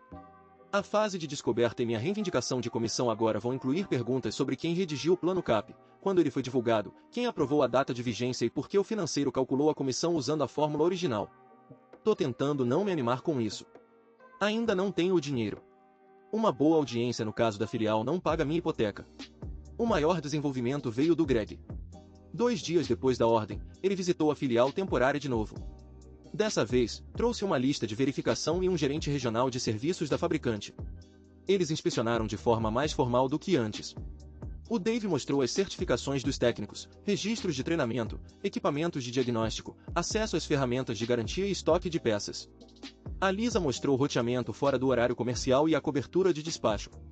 O Paulo discutiu seguro, linhas de crédito e capacidade dos veículos de serviço. Eu fiquei fora da parte técnica, a menos que perguntassem algo. No final, o Greg perguntou ao Paulo se a empresa dele apresentaria uma proposta formal para ampliar o suporte da fabricante na nossa região. O Paulo perguntou que tipo de suporte ele queria dizer. O Greg escolheu as palavras com cuidado. Ele disse que a concessionária do Mark tinha sido colocada em um plano de recuperação para certificação de pessoal, tempos de resposta, capacidade de garantia e disponibilidade de peças. A fabricante queria cobertura de contingência se o plano de recuperação falhasse. A empresa do Paulo já tinha autorização em uma região vizinha, e nossa filial agora tinha várias das pessoas certificadas necessárias para fornecer serviço local. O Greg não estava oferecendo uma transferência de território, a conta da Rigeva ou um obituário para a empresa do Mark. O que ele disse foi que a fabricante precisava saber se a gente podia fazer o trabalho que a empresa do Mark estava falhando em cobrir. O Paulo disse que prepararia uma proposta. Depois que o Greg foi embora, o Paulo chamou uma reunião com os 6 de nós da empresa antiga e algumas pessoas do escritório corporativo dele. Ele lembrou a todos que os interesses da fabricante não mudavam nossas restrições legais. Não devíamos contatar a Rigeva, solicitar clientes do Mark ou discutir qualquer coisa do nosso emprego anterior que pertencesse à empresa dele. A proposta seria construída com base na nossa capacidade atual, nos recursos existentes do Paulo, informações públicas de mercado e requisitos da fabricante. Então ele olhou para mim e disse que a fabricante provavelmente perguntaria quem entendia o modelo de serviço da Rigeva. Eu disse que podia descrever minha experiência geral em projetar programas de frota multisite, mas não podia fornecer a proposta confidencial da Rigeva ou documentos internos de clientes. O Paulo disse: é exatamente assim que você responde. Até agora, estávamos lutando pelo direito de trabalhar. Agora, a fabricante está perguntando se podemos fazer o trabalho que a empresa do Mark está falhando em cobrir. A quarta atualização do OP se chama A fabricante nos deixou servir o território dele. A fabricante concedeu à concessionária do Paulo autorização provisória de serviço no território do Mark. Não vendas, não controle permanente, não todo o acordo de concessionária. Quero ser preciso porque o Mark já está espalhando por aí que roubamos o território dele, e não foi isso que aconteceu no papel. O que aconteceu foi que a fabricante decidiu que a empresa do Mark não conseguia apoiar de forma confiável os proprietários de equipamentos na região sob os padrões exigidos pelo programa de concessionária. Então, a concessionária do Paulo foi autorizada a fornecer serviço, peças, suporte de garantia e cobertura de emergência enquanto a fabricante revisava o território. Isso ainda é uma mudança enorme. 6 semanas atrás, o Mark estava tentando convencer um juiz de que não devíamos nem operar. Agora, a fabricante está mandando clientes para nossa filial temporária para trabalhos que a empresa dele deveria ser capaz de lidar. O processo formal de proposta começou logo depois da última visita do Greg. O escritório corporativo do Paulo fez a maior parte da redação porque eles já sabiam como as aplicações da fabricante eram estruturadas. É isso, bloqueei todos. Minha função era ajudar a explicar o mercado local, a cobertura de serviço que a gente podia oferecer de verdade, e a equipe necessária se a fabricante expandisse nossa autorização. Fiquei esperto para não misturar nada dos documentos confidenciais do Mark. Os advogados do Paulo revisaram cada parte antes de mandar. A proposta não mencionava os documentos internos da Rigeva. Não usou a lista de clientes do Mark. Não incluiu nenhum preço dos meus projetos antigos. Foi baseado em informações públicas do mercado, na infraestrutura que a concessionária do Paulo já tinha, nas nossas certificações atuais e nos requisitos do programa da fabricante. O Dave cuidou da parte técnica da equipe. Listou certificações dos técnicos, treinamentos, ferramentas, acesso aos diagnósticos e quais linhas de equipamento a gente podia atender imediatamente. A Lisa montou o modelo de atendimento, incluindo plantão, emergências e quantas equipes a gente precisaria se o volume de chamadas aumentasse. A Sara preparou o processo de gestão de contas, mas ficou de fora de certos clientes até o jurídico liberar o contato. Eu cuidei do fluxo de trabalho das contas grandes de forma geral, integração, relatórios, revisão de frotas, reuniões de serviço e transferência de contratos. A proposta deixou uma coisa clara: nossa filial era pequena, mas funcionava. A empresa do Mark tinha um prédio maior, mais estoque no papel e mais tempo na região. A gente tinha quem realmente botasse os caminhões na rua e fizesse o serviço. O Greg voltou com 2 caras da fabricante que eu nunca tinha visto. Passaram quase um dia inteiro revirando nossa filial. Não foi um tour amigável. Checaram certificações dos técnicos, números de série das ferramentas, acesso ao sistema de garantia, estoque de peças, procedimentos de segurança, lista de equipamentos nas vans, certificados de seguro, atendimento após o horário e procedimentos de emergência. Perguntaram pro Dave quais reparos o Mike e o Ben podiam fazer legalmente sob garantia sem um técnico sênior presente. Perguntaram para Lisa como ela lidaria com 3 chamados urgentes ao mesmo tempo com poucas vans. Perguntaram pro Paulo se a empresa dele tinha capacidade de crédito para aumentar o estoque se a autorização expandisse. Depois, visitaram a concessionária do Mark. Obviamente eu não estava lá para essa parte. O que sei veio depois, pelos relatórios da fabricante e pelos documentos do processo. Então vou ser genérico. O Mark apresentou um plano de recuperação com novas contratações, treinamentos pendentes e datas projetadas para certificações. No papel, ele tinha gente. O problema é que vários desses corpos não conseguiam fazer o trabalho que o território exigia. Um técnico com experiência geral é útil, mas certificações da fabricante são específicas. Alguns reparos sob garantia exigem treinamento naquela família de modelos. Alguns sistemas de diagnóstico exigem acesso individual. Trabalhos com baterias de alta tensão exigem credenciais e documentação de segurança. Não adianta contratar um mecânico na segunda e mandar ele para um cliente na quarta como substituto de quem passou anos tirando certificações. O plano do Mark também dependia muito de horas extras dos técnicos que sobraram. Isso foi um erro. Alguns dos técnicos ainda na empresa dele eram competentes, e quero ser justo com eles. Mas também estavam exaustos. Estavam cobrindo chamados extras desde que o Dave, o Mike, o Ben e a Lisa saíram. O atendimento estava sendo feito por um supervisor de outro departamento e um coordenador júnior que nunca tinha gerenciado um quadro regional de serviços. Os clientes estavam recebendo retorno atrasado, as peças estavam sendo pedidas como urgência porque ninguém tinha refeito o plano de estoque depois que o lançamento da Rigeva mudou a demanda. A fabricante colocou a empresa do Mark em um plano de recuperação. Vi o termo num documento anexado a uma das petições do processo. Exigia que ele corrigisse deficiências de equipe, certificações, peças, tempo de resposta e processamento de garantia em prazos específicos. Não tirou os direitos de concessionária dele imediatamente. Fabricantes geralmente não queimam um relacionamento com o revendedor da noite pro dia, a menos que aconteça algo extremo. Eles dão aviso, estabelecem padrões mensuráveis e criam um caminho para regularização. O Mark respondeu dizendo para os funcionários e clientes que o problema foi causado por ex-funcionários que abandonaram a empresa. O que era parcialmente verdade da forma mais inútil possível. Ex-funcionários tinham saído. O motivo foi que ele mudou a remuneração depois que o trabalho já tinha começado, me demitiu por me recusar a assinar um teto retroativo de comissão e tratou as cartas de bônus dos outros como sugestões. Mas a preocupação da fabricante não era culpa moral. Era a capacidade de serviço. A Rigeva virou o ponto de pressão. Até então, a Rigeva tinha ficado fora do meu trabalho direto. O cara de compras deles tentou contatar a Sara uma vez, e nossos advogados cortaram a conversa antes de começar. A Rigeva ainda tinha contrato com a empresa do Mark, e a última coisa que a gente precisava era o Mark alegando que a gente interferiu na conta que começou essa bagunça toda. Aí o Mark perdeu um prazo de resposta numa das unidades mais movimentadas da Rigeva. Não sei todos os detalhes da falha do equipamento, e mesmo que soubesse, não colocaria aqui. Resumindo, uma máquina crítica quebrou durante o turno. Pelo contrato de serviço, a empresa do Mark tinha garantido um prazo de resposta e um escalonamento. O primeiro técnico enviado não conseguiu fazer o reparo porque não tinha certificação e o acesso de diagnóstico necessários para aquele problema específico. Um segundo técnico já estava ocupado em outra unidade. O atraso passou do prazo contratual. A Rigeva fez uma reclamação formal. O Mark, pelo que parece, culpou a instabilidade laboral causada por ex-funcionários. A resposta da Rigeva, pelo que ouvi depois através do jurídico, foi que a equipe era responsabilidade do revendedor. É isso. Eles tinham assinado um contrato para cobertura de serviço, não para ouvir explicações sobre por que essa cobertura tinha virado um problema. A fabricante entrou em contato com a concessionária do Paul e perguntou se a gente poderia dar suporte emergencial para aquela linha específica de equipamentos. Os advogados do Paul revisaram o pedido antes de qualquer um se mexer. O cliente tinha reclamado com a fabricante. A fabricante pediu ajuda a um revendedor autorizado. A gente não estava ligando para a Rigeva, fazendo proposta ou pedindo para quebrassem o contrato. Estávamos respondendo através do processo de escalonamento da fabricante. Dave foi com o Mike. Eu não fui. De propósito. Eu conhecia as instalações da Rigeva, o pessoal de operações e o modelo de serviço original muito bem. Mesmo que eu não dissesse nada de errado, o Mark poderia usar minha presença para argumentar que eu estava tentando recuperar a conta pessoalmente.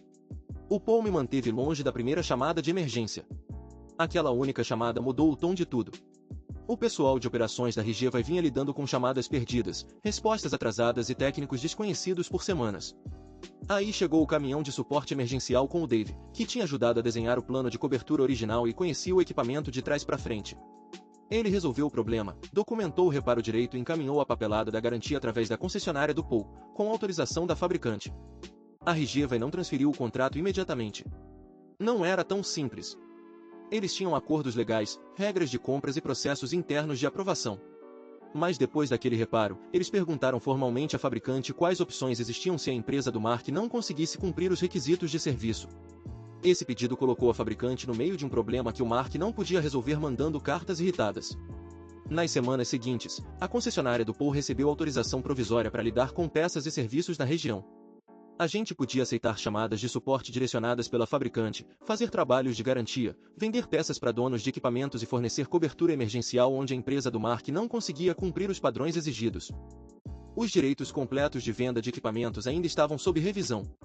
Novos pedidos de equipamentos eram uma questão separada, porque acordos de território, compromissos de estoque e proteções de revendedor são mais complicados do que mandar um caminhão de serviço.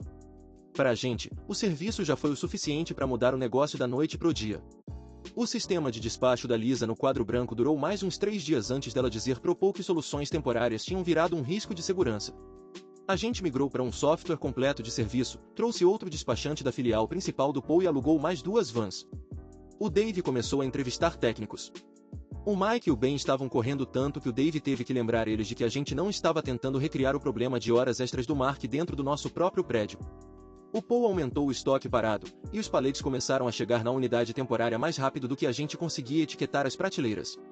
Itens de desgaste comum, componentes elétricos, peças hidráulicas, conectores de bateria, componentes de carregadores, filtros, pneus, interruptores de segurança, controladores e cabos de diagnóstico, tudo tinha que ser organizado. A gaiola de peças foi de prateleiras meio vazias para um lugar onde você tinha que virar de lado para passar por outra pessoa. A gente ainda estava trabalhando em escritórios feios com cadeiras dobráveis na área de reuniões, mas o lugar parecia menos temporário a cada semana. A empresa do Mark foi na direção oposta. De novo, eu só sei o que veio através de arquivos públicos, chamadas de clientes encaminhadas pelo jurídico, comunicações da fabricante e fofocas da indústria. Eu não tenho os extratos bancários dele. Eu não estava sentado no escritório dele. Mas os sinais visíveis eram ruins. Ele fechou uma pequena unidade de serviço satélite. Vários funcionários administrativos foram demitidos. Fornecedores começaram a exigir pagamentos mais rápidos. Atrasos nas peças aumentaram, e um cliente de aluguel reclamou publicamente num fórum do setor sobre uma máquina que tinha sido prometida e depois substituída 2 vezes. As vagas de emprego online da concessionária ficaram cada vez mais desesperadas, oferecendo bônus de assinatura para técnicos certificados em categorias onde o mercado de trabalho local era escasso. O Mark também tentou recontratar o Dave. Ele não ligou diretamente pro Dave. Um recrutador entrou em contato com ele e descreveu uma oportunidade de liderança sênior num revendedor local estabelecido. O Dave perguntou qual era o revendedor, e o recrutador tentou evitar dizer. O Dave falou que se fosse a empresa do Mark, a resposta era não. O recrutador admitiu que era. O Dave disse que não voltaria a menos que a empresa pagasse todos os bônus retidos, pagasse minha comissão, reintegrasse a Lisa com os salários atrasados, arquivasse a ação judicial e colocasse mudanças de compensação sob aprovação escrita dos funcionários daí para frente. O recrutador disse que ia repassar isso. Ninguém ligou de volta pro Dave. A Rigeva então emitiu um aviso formal de resolução sobre o acordo de serviço com a empresa do Mark. Isso só virou público porque o Mark anexou parte disso num arquivo posterior, tentando argumentar que ex-funcionários tinham danificado intencionalmente o relacionamento.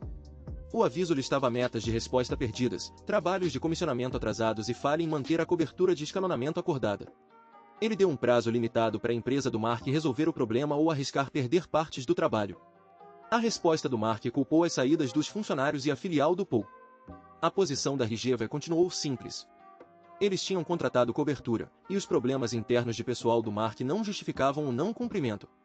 A fabricante acabou autorizando a Rigeva a encaminhar serviços emergenciais e de garantia através da concessionária do Paul para os locais afetados. Novos pedidos de equipamentos ainda estavam sendo tratados com cuidado, mas o serviço era o coração do relacionamento. Se o equipamento que já está no chão não pode ser mantido funcionando, a promessa de entregas futuras não significa muita coisa. Foi aí que a Sarah foi permitida nas comunicações da Rigeva de novo, mas sob regras rígidas. Ela não podia discutir os preços internos do Mark, detalhes de propostas anteriores ou qualquer coisa do seu emprego antigo que não estivesse já nos registros da Rigeva. A Rigeva tinha seu próprio contrato, seu histórico de serviços, suas cópias de correspondências e reclamações de desempenho. A Sarah só podia responder ao que o cliente mandasse pelos canais certos. Eu participei de uma call com o Paul, a Sarah, o Greg, o líder de operações da Rigeva e o conselho de compras deles. Meu papel era limitado. Expliquei a capacidade atual da nossa filial, como a gente estruturaria os atendimentos e que tipo de relatórios a gente entregaria usando os sistemas do Paul. Não falei que, quando escrevi a proposta original deles, a gente já tinha planejado isso. Não mencionei documentos internos da empresa do Mark. Falei como funcionário da concessionária do Paul, descrevendo o que a gente podia fazer agora. Foi mais difícil emocionalmente do que parece. A Rigeva tinha sido minha conta por mais de 1 ano. Eu sabia porque eles ligavam para cada exigência. Sabia qual gerente de instalação odiava e-mails longos, qual unidade tinha problema com baterias e qual comprador rejeitava qualquer nota que não batesse com a ordem de compra até a vírgula. E eu tive que deixar quase tudo isso de lado, a menos que a Rigeva tocasse no assunto. E eles tocaram, porque era o negócio deles, as instalações deles, o equipamento deles, o tempo de inatividade deles, o contrato deles. O Mark não era dono da memória desse relacionamento. No final da call, a Rigeva pediu para a concessionária do Paul um plano formal de transição de serviços, caso o Mark não resolvesse a merda toda. O Paul aceitou. O Greg disse que a fabricante ia revisar. O Mark descobriu rápido. A próxima petição dele acusou a concessionária do Paul de usar o processo de serviço emergencial como um jeito sorrateiro de roubar a Rigeva. Ele argumentou que a fabricante estava recompensando ex-funcionários por criar o próprio problema que estava sendo usado contra a empresa dele. E ainda alegou que nossa filial não conseguiria fazer o trabalho sem usar informações confidenciais. A resposta do Paul anexou a autorização da fabricante, os logs de chamadas, a ordem judicial anterior e o processo legal que a gente seguiu. Também incluiu as reclamações de serviço da Rigeva e contra a empresa do Mark. Acho que o Mark não esperava que essas reclamações virassem parte do processo. O tribunal não revogou a autorização temporária. O juiz não decidiu sobre todas as acusações, mas de novo se recusou a parar nosso trabalho só porque o Mark achava que a gente estava fazendo algo errado. Ele avisou os dois lados que a briga judicial não era desculpa para ferrar o suporte aos equipamentos dos clientes. Enquanto isso, a situação financeira do Mark parecia apertar. Digo parecia porque, de novo, eu não estava nas reuniões de banco dele. O que eu sei veio depois, de documentos e do que era óbvio no mercado. Concessionárias de equipamentos carregam estoque caro. Vans de serviço, aluguel de equipamentos, peças, aluguel de instalações, financiamento, folha de pagamento, seguros e obrigações com a fabricante exigem dinheiro vivo. Perder técnicos é ruim. Perder receita de serviço é pior. Perder a confiança da fabricante enquanto está defendendo um processo é pior ainda. Vários fornecedores encurtaram os prazos de pagamento do Mark. Alguns clientes adiaram compras porque não tinham certeza se a concessionária ia manter a autorização. A fabricante restringiu certos envios até que os pagamentos atrasados e os problemas de pessoal fossem resolvidos. Isso afetou a capacidade do Mark de entregar partes do projeto da Rigeva e outros pedidos pendentes. Aí o banco dele apareceu nos autos. O advogado do Paul viu antes de mim. Uma nova petição mostrava que o banco que financiava o estoque e a dívida de expansão do Mark tinha pedido a nomeação de um administrador judicial para proteger os ativos da concessionária. O documento dizia que a empresa tinha violado cláusulas do empréstimo ligadas à receita, financiamento de estoque, status com a fabricante e outras condições financeiras que não vou detalhar para não identificar o negócio. O banco argumentou que as garantias precisavam ser preservadas e que as operações da empresa precisavam de supervisão. Isso não significa que a concessionária acabou. A administração judicial pode significar várias coisas: reestruturação, venda de ativos, supervisão enquanto a empresa se estabiliza ou liquidação se nada der certo. O Mark ainda está lutando contra. Os advogados dele dizem que o banco está exagerando e que a interrupção dos serviços foi temporária. Mas a petição existe. O Tom me ligou depois que isso virou público. Não falava com ele desde que o Mark me demitiu. Quase não atendi, mas devia muito da minha carreira à empresa que ele construiu, mesmo que o filho dele esteja desmontando tudo. O Tom parecia mais velho do que eu lembrava. Não pediu para eu voltar ou desistir da comissão. Só disse que sentia muito a situação ter chegado a esse ponto e que queria ter forçado Mark a resolver a questão dos pagamentos antes que virasse uma guerra judicial. Perguntei se ele sabia que o Mark tentou antedatar o plano. Teve uma pausa longa. Aí o Tom respondeu: agora eu sei. Foi só isso. Não sei que autoridade o Tom ainda tem. Pelo que entendi, ele ainda é dono de parte da empresa ou dos imóveis, mas o Mark controla o negócio operacional e é fiador pessoal de parte da dívida de expansão. O lado familiar é complicado, e não tô tentando supor nada. Por enquanto, nossa filial ainda tá na unidade temporária. A gente tá contratando, atendendo chamados e tentando dar conta das peças. A Rigeva já encaminhou oficialmente uma parte significativa dos serviços para a concessionária do Paul, sob supervisão da fabricante.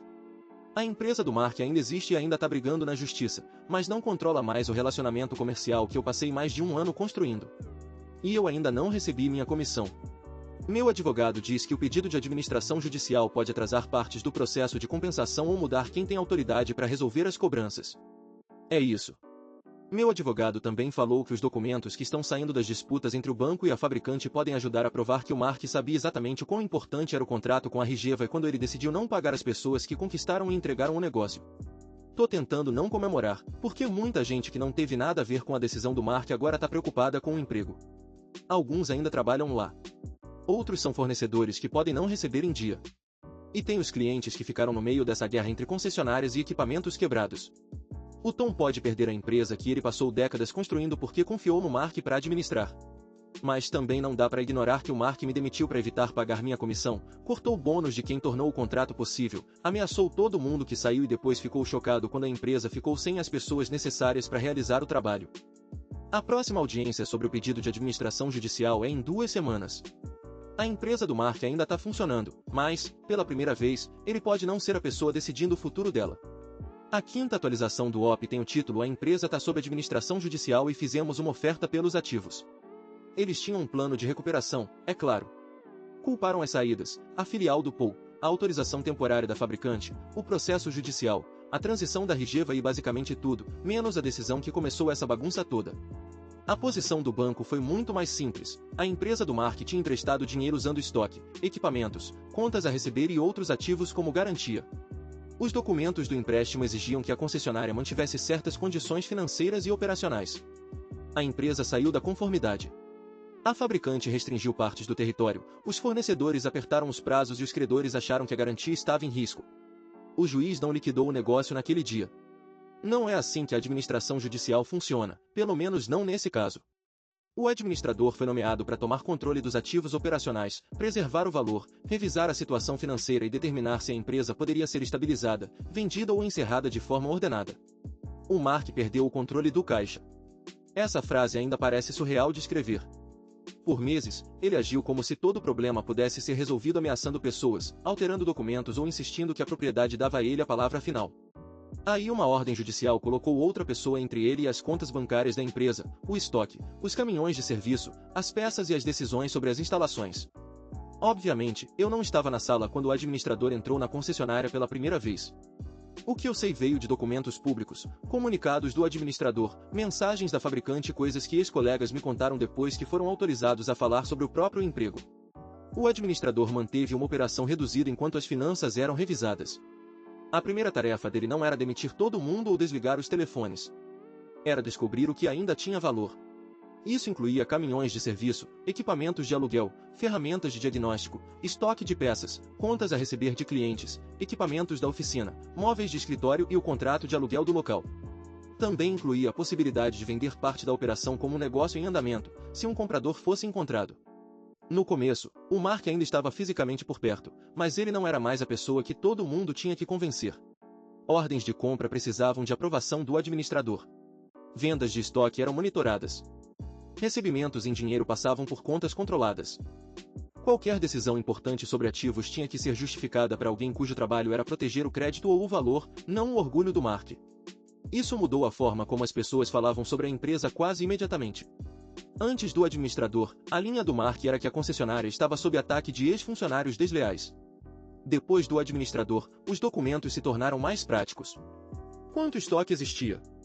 Quais contas a receber eram cobráveis? Quais contratos podiam ser transferidos? Quais obrigações de serviço ainda geravam dinheiro? Quais ativos estavam sujeitos a penhoras? Quais funcionários eram necessários para preservar o valor através de uma venda? O administrador não se importava se o Mark se sentia traído pelo Dave. Ele se importava se um caminhão de serviço tinha problemas de titularidade, se o estoque de peças batia com os registros e se os clientes continuariam pagando as faturas se técnicos certificados não estivessem disponíveis. O Tom participou de uma das reuniões com o administrador. Eu não o vi lá, mas alguém que ainda estava na empresa me disse que ele parecia um homem assistindo um prédio pegar fogo enquanto segurava as plantas originais. Ele tinha começado o negócio décadas atrás. Ele conhecia muitas das pessoas que o Mark afastou. Ele também parecia entender, naquela altura, que qualquer autoridade que ele ainda tivesse não era suficiente para desfazer o que o Mark tinha feito. O Tom me ligou mais uma vez depois que o administrador foi nomeado. A conversa foi curta. Ele disse que sentia muito pela comissão e que tinha dito ao Mark para resolver isso antes que o credor se envolvesse. Ele não me pediu para desistir de nada. Não me pediu para voltar. Só disse que isso deveria ter sido resolvido quando ainda era só dinheiro. Essa foi a descrição mais triste e precisa que eu já ouvi. Porque, em algum momento, tinha sido só dinheiro. Uma quantia grande, sim, mas ainda assim dinheiro. Pagar a comissão, pagar os bônus do projeto, manter o Dave, a Lisa, a Sarah, o Mike, o Ben e o resto da equipe de serviço, entregar o lançamento da Rigevay, manter a fabricante feliz, manter o credor confortável. Em vez disso, o Mark tentou economizar dinheiro fazendo as pessoas que criaram o valor absorverem o custo. Depois ele gastou mais dinheiro tentando provar que estávamos errados em sair. O primeiro relatório do administrador foi feio.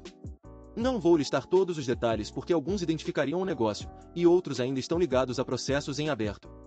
A visão geral era que a empresa tinha pouco dinheiro, muitas obrigações urgentes e capacidade operacional insuficiente para recuperar a confiança total da fabricante rapidamente. O estoque de peças estava irregular. Alguns equipamentos alugados precisavam de conserto antes de poderem gerar lucro. Vários clientes estavam atrasando ou contestando pagamentos porque os serviços não foram feitos no prazo. O administrador judicial tentou vender a empresa inteira, mas foi um fracasso total. Os compradores não queriam assumir as dívidas, processos judiciais, problemas de garantia, reclamações de funcionários e relacionamentos destruídos com clientes. A fabricante também não garantiu que um novo dono automaticamente herdaria a autorização antiga. Isso fez a empresa valer menos que pó de chinelo. Mas os ativos eram outra história. O Paul sacou a jogada antes de mim. Nossa filial temporária já estava estourando de tanto apertada. A área de despacho da Lisa parecia um call center montado dentro de um container. O Dave tinha técnicos estacionando as vans de serviço onde dava, até em vaga de moto. As peças estavam empilhadas em prateleiras, no chão e num cantinho que a Lisa ameaçou declarar como um novo CEP separado. A gente se virou, mas aquele galpão improvisado já estava nos enforcando. O Paul chamou uma reunião comigo, Dave, Lisa, Sarah e a galera de operações dele. Explicou que o administrador provavelmente venderia os ativos em lotes, não a empresa inteira. Os equipamentos de serviço eram a nossa cara: vans, ferramentas de diagnóstico, equipamentos da oficina, estoque de peças, alguns carros de aluguel e talvez até o aluguel do prédio se o proprietário topasse. Ninguém falou em comprar a empresa do Mark porque não era isso. A concessionária do Paul não ia assumir a empresa falida nem as dívidas do otário. Iriam licitar só os ativos úteis através do processo judicial. Mas todo mundo na sala entendeu a ironia: se a gente comprasse aquilo e voltasse pro prédio antigo, seria justamente a turma que o Mark deu trabalhando no lugar que ele perdeu. O Paul foi esperto com o dinheiro. A concessionária dele tinha crédito, apoio da fabricante e financiamento. Nós 6 não precisávamos botar milhões do bolso. Minha participação continuaria atrelada ao desempenho da filial. O Dave, Lisa, Sarah, Mike e Ben continuariam como funcionários bem pagos, não virariam milionários da noite pro dia. Isso deixou tudo mais seguro. Um bando de ex-funcionários revoltados juntando trocados para comprar equipamento seria uma bomba relógio. O Paul tinha estrutura para licitar, segurar os ativos, financiar estoque e manter os serviços rolando sem parar. 2 semanas depois saiu o edital de venda. Os ativos foram divididos em categorias: veículos de serviço, estoque de peças, ferramentas, equipamentos de diagnóstico, carros de aluguel, móveis, contratos transferíveis, números de telefone, o aluguel do prédio. Nada era simples, tinha até dívida de cliente que não entrava no pacote. A equipe do Paul vistoriou tudo o que dava. O Dave revisou as ferramentas e equipamentos como se fossem instrumentos cirúrgicos, marcando o que prestava, o que era obsoleto e o que custaria mais consertar que comprar novo. A Lisa focou nos sistemas de telefonia e software. Ela estava pouco se fedendo para a cadeira, queria saber se as chamadas não iriam cair na transferência. A Sarah analisou contratos de clientes, mas o jurídico segurava essa parte. Não era porque estava em liquidação que a gente podia pegar tudo o que quisesse. Ajudei o time do Paul a identificar o que a filial realmente precisava para funcionar. Não queríamos cada mesa velha ou caixa de peças pela metade. Precisávamos das vans em bom estado, ferramentas que funcionassem, peças essenciais e principalmente, o prédio antigo. Aquele lugar tinha boxes de serviço, estacionamento, infraestrutura elétrica, espaço para estoque e até pátio cercado. Não era luxo, mas foi feito sob medida pro negócio. O galpão temporário provou que a gente sabia trabalhar na raça. O prédio antigo nos deixaria crescer. O Mark, mesmo depois da intervenção judicial, ainda podia recorrer com seus advogados. E claro que ele contestou a venda na hora. Os causídicos dele argumentaram que vender os ativos para a concessionária do Paul iria premiar justamente quem afundou a empresa. Também disseram que o administrador não deveria deixar um concorrente, criado por ex-funcionários, comprar a estrutura operacional. E ainda alegaram que a licitação interferiria no processo judicial que o Mark ainda move contra a gente. O administrador judicial cagou para isso. A função dele era maximizar o valor para os credores, não fazer justiça emocional. Se a proposta do Paul fosse a melhor, com apoio da fabricante, pagamento rápido e continuidade dos serviços, ele tinha que aceitar. Apareceram outros interessados, uma empresa de liquidação que só queria equipamento, um concessionário de outra região interessado só na frota de aluguel, e um terceiro que olhou o prédio mas não quis assumir os serviços. O administrador ouviu todos. A oferta do Paul não era a mais alta em todos os lotes. Isso me deixou preocupado até que o advogado do Paul explicou que os administradores judiciais geralmente consideram muito mais do que apenas o preço bruto, especialmente quando se trata de preservar o valor do negócio em funcionamento. A concessionária do Paul oferecia um pacote completo: ativos de serviço, estoque de peças, equipamentos de diagnóstico, algumas unidades de aluguel, a assunção de certas obrigações aprovadas pelos advogados e um plano para contratar os funcionários qualificados que ainda estavam lá, sempre que possível. A fabricante apoiou a transição porque mantinha a cobertura na região. A audiência para aprovar a venda foi menos dramática do que a da liminar, mas pesada de um jeito diferente. A primeira audiência foi sobre se o Mark podia nos impedir de trabalhar. Essa era sobre se ele tinha perdido o núcleo operacional da empresa. Mark estava lá, Tom também. O advogado do Mark argumentou que o preço da venda subestimava o valor do negócio e que o administrador não tinha dado tempo suficiente para Mark conseguir um financiamento alternativo.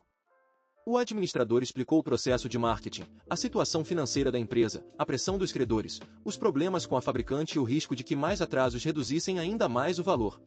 O advogado do Paul foi direto ao ponto. A concessionária dele era um comprador qualificado, tinha financiamento para fechar o negócio, tinha autorização da fabricante e podia manter o apoio aos proprietários dos equipamentos. Ele evitou falar de vingança, minha comissão, o bônus do Dave ou a demissão da Lisa. Era uma transação comercial dentro de um processo supervisionado pelo tribunal. Essa contenção provavelmente ajudou. O juiz aprovou a venda. Mark ficou completamente imóvel quando a ordem foi lida. Tom baixou a cabeça e não levantou por um bom tempo. Eu esperava me sentir triunfante naquele momento, mas senti algo mais complicado. Fiquei feliz, não vou fingir o contrário. Mark tentou tirar $180 mil de mim, cortou os bônus de todo mundo, me demitiu, ameaçou meus colegas, nos processou e nos culpou pelo colapso que ele causou. Ver o tribunal aprovar a venda para a concessionária do Paul foi satisfatório. Mas a empresa não era só o Mark. Era o trabalho de uma vida do Tom. Era onde eu passei 11 anos. Empregou pessoas que nunca mexeram nas decisões de remuneração e ainda assim tiveram que lidar com as consequências. Algumas delas estavam prestes a receber ofertas de emprego da gente. Outras não. Alguns fornecedores ainda estavam com dinheiro a receber. Alguns clientes ainda tentavam terminar os reparos. A empresa nunca foi só o Mark. Negócios reais não colapsam em um círculo perfeito ao redor da pessoa que merece. O fechamento levou várias semanas. Títulos tiveram que ser transferidos, o aluguel teve que ser assumido, o estoque teve que ser contado, as listas de ferramentas tiveram que ser reconciliadas, a fabricante teve que atualizar o acesso aos sistemas de garantia e peças.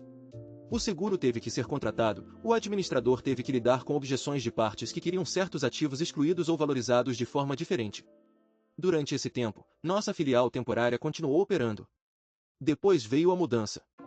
Voltar ao prédio antigo como parte da concessionária do Paul foi um dos dias mais estranhos da minha carreira. A placa na frente já tinha sido removida. Dava para ver o retângulo mais limpo onde ela estava montada. O escritório da frente tinha o mesmo cheiro: café, toner de impressora, tapetes de borracha, papelada velha. As oficinas tinham as mesmas manchas de óleo. O balcão de peças ainda tinha o mesmo amassado no canto, onde uma empilhadeira bateu anos atrás. Meu antigo escritório estava vazio. Não o do Mark, o meu. A mesa tinha sido removida, mas ainda dava para ver o pedaço da parede onde eu tinha um calendário para demonstrações de equipamento. Fiquei parado lá mais tempo do que esperava. O Dave me encontrou e perguntou se eu ia ficar parado ali o dia todo. Eu disse que só estava procurando fantasmas. Ele deu uma risada e continuou andando. Foi a primeira vez que eu ri naquele prédio desde que fui demitido. A primeira semana depois da transferência dos ativos foi um caos. Tínhamos gente da corporativa do Paul, representantes do administrador, carregadores, parte da equipe, técnicos, contratados de TI, instaladores de telefone, representantes da fabricante e clientes confusos, todos mexendo na operação ao mesmo tempo. A Lisa parecia exausta e profundamente viva ao mesmo tempo. Ela finalmente tinha um espaço de despacho de verdade. O Dave tinha oficinas.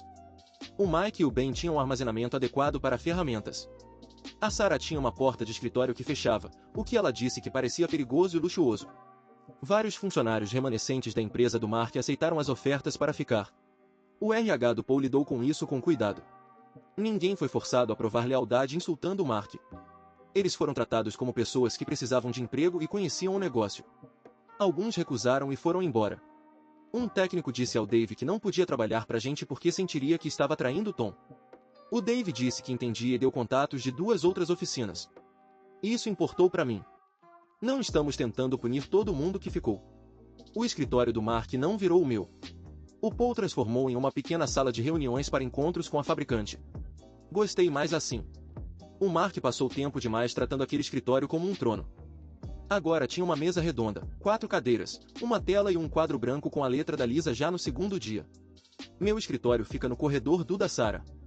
É menor que o do Mark e maior que o armário da filial temporária onde eu atendia ligações. Estou bem com isso. Começamos a rebranding dos caminhões de serviço na semana seguinte. Ver nosso logo sendo colocado em veículos que um dia pertenceram à empresa do Mark foi provavelmente a parte mais visivelmente satisfatória. Nada chamativo, só prático. Adesivos antigos removidos, pintura limpa, novos números atribuídos, ferramentas inventariadas, estoque das vans reconstruído, motoristas cadastrados no sistema do POU. Os clientes só queriam saber se alguém atendia o telefone e consertava os equipamentos. Essa é a parte que o Mark nunca pareceu entender. Propriedade importa. Contratos importam. Território importa. Mas nesse setor, o relacionamento se torna real quando um técnico aparece num consultório às 6h30 da manhã com a peça certa, a certificação certa e experiência suficiente para não piorar o problema. Agora a gente tem o prédio, as vans, as ferramentas, as peças e a equipe. O que eu ainda não tenho é minha comissão. Meu advogado tinha me avisado que a falência da empresa antiga ia complicar o processo, e ele estava certo. As reclamações contra a empresa velha agora passam por um rolo envolvendo o síndico, o banco e o juiz. A empresa ainda existe no papel, mas não tem mais os bens que a gente comprou. O Mark ainda está envolvido pessoalmente na treta por causa do jeito que ele decidiu cortar minha comissão e por algumas leis trabalhistas que meu advogado disse que se aplicam. O importante é que o caso da comissão não sumiu quando venderam os ativos. E também não se resolveu sozinho. As investigações continuaram, e foi aí que veio a novidade. O e-mail não estava no primeiro monte de documentos que a gente recebeu.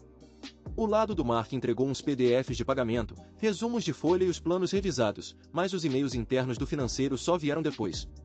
Depois que o síndico pegou os servidores da empresa e o juiz mandou fazer uma busca eletrônica mais profunda. Foi aí que meu advogado recebeu a mensagem do diretor financeiro para o Mark, enviada depois que o depósito da Ridvai caiu e antes do Mark me apresentar aquele plano furado de limitar minha comissão. O diretor financeiro escreveu que a comissão parecia ter sido conquistada dentro do plano existente e que mudar o limite depois da data do contrato poderia dar problema.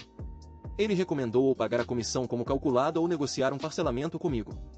O Mark respondeu que pagar a comissão inteira reduziria os lucros dos donos e criaria um precedente que ele não estava disposto a aceitar. Ele mandou o financeiro preparar a versão capada e fazer a data de início retroagir para o começo do trimestre. Eu li esse e-mail pelo menos 20 vezes. Meu advogado ficou bem mais tranquilo que eu. Ele disse que era uma prova forte, mas não uma varinha mágica. Ainda íamos ter que passar pelo processo. O lado do Mark ia argumentar contexto, autoridade gerencial, cálculos preliminares e qualquer outra desculpa que encontrassem. O síndico ia ter suas prioridades. O banco também. Mas pela primeira vez desde que eu saí da empresa carregando uma caixa de papelão, eu vi por escrito que alguém de dentro tinha avisado o Mark que a comissão era devida e que ele meteu o louco mesmo assim. Tinha uma audiência de conciliação marcada para o mês seguinte. Meu advogado disse que o e-mail mudava o jogo. Espero que ele tivesse certo. A empresa operacional acabou. O caso da comissão, não. Atualização final, eu recebi a comissão e ele perdeu a empresa. Essa vai ser minha última atualização. Faz pouco mais de 2 anos que me demitiram. O caso da comissão acabou. O processo da empresa velha contra a gente acabou. A venda pelo síndico está finalizada. A fabricante tornou nossa autorização de território permanente. A Ridvai agora é totalmente atendida pela nossa filial. O Mark não é mais dono nem controla a concessionária que o pai dele construiu. E eu fui pago. Não foi no dia seguinte, não foi limpo, não foi porque o Mark teve um surto de consciência e decidiu fazer a coisa certa.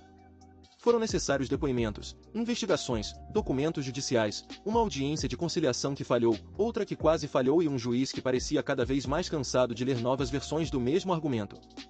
Mas o plano original de comissão foi respeitado. Ainda estou mantendo nomes, lugares, termos jurídicos exatos e alguns números alterados. O e-mail interno que mencionei na última atualização virou o centro de tudo. Porque veio à tona depois que o síndico pegou os servidores, o lado do Mark não pôde fingir que o e-mail não existia ou tinha sido mal interpretado. Era o e-mail do diretor financeiro para o Mark, enviado depois que o depósito da Ridvai caiu e antes dele me apresentar o plano furado. O diretor financeiro escreveu que a comissão parecia ter sido conquistada dentro do plano existente e que mudar o limite depois da data do contrato criaria risco legal. Ele recomendou pagar a comissão como calculada ou negociar comigo. A resposta do Mark foi pior do que eu esperava. Não teve pedido para revisar o plano, nem alegação de confusão, nem tentativa de justificar legalmente. Ele escreveu que pagar a comissão inteira reduziria os lucros dos donos, criaria um precedente inaceitável e faria a vitória com a Ridvai parecer menos lucrativa no trimestre em que a empresa precisava mostrar força para o banco. Aí ele mandou o financeiro preparar a versão capada e fazer a data retroagir. Esse e-mail não decidiu o caso sozinho, mas mudou o tom. Antes dele, o lado do Mark argumentava que o plano capado era só um esclarecimento da política existente. Depois do e-mail, eles tiveram que argumentar em cima de um registro escrito mostrando que alguém de dentro tinha avisado que a comissão já era devida e que ele escolheu fraudar a data mesmo assim.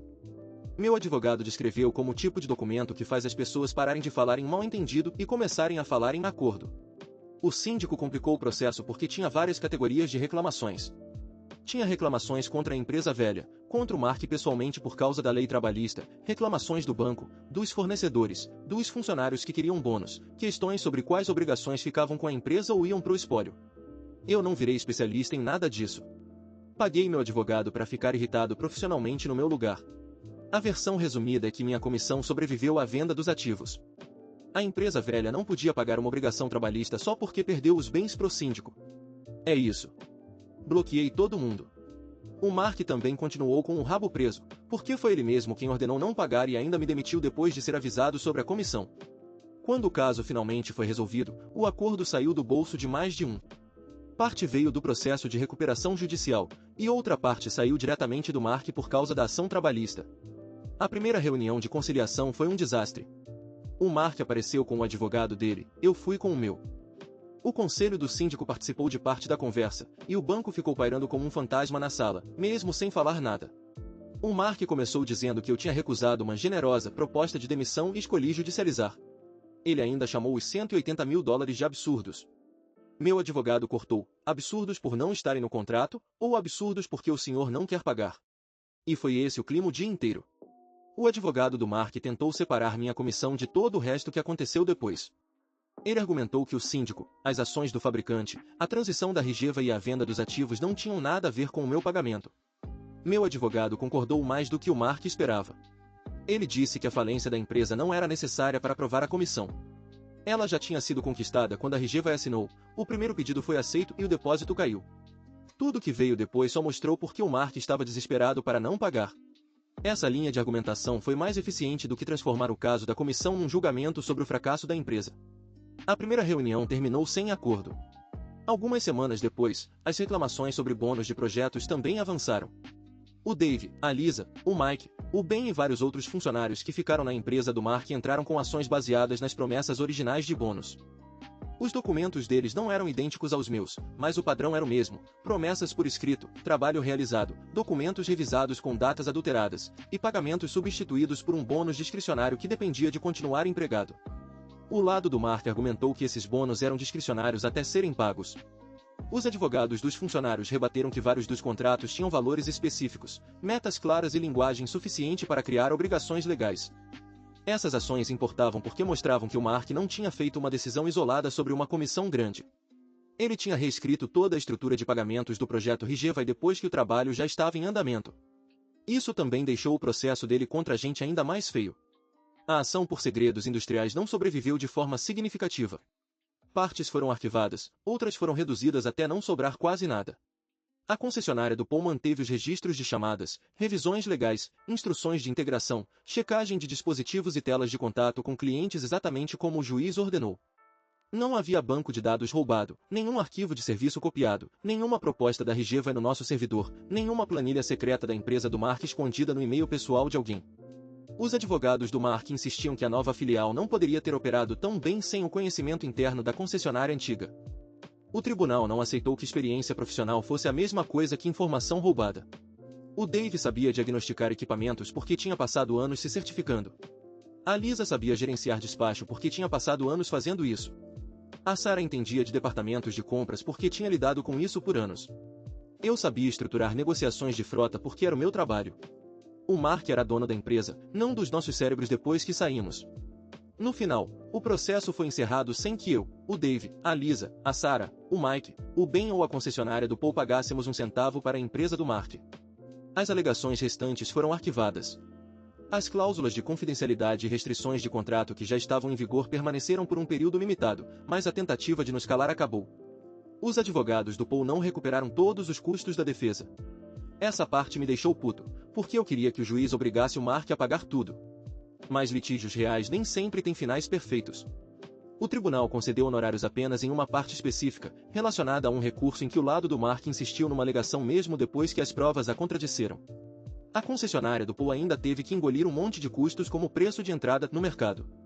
O Paul chamou de mensalidade da faculdade.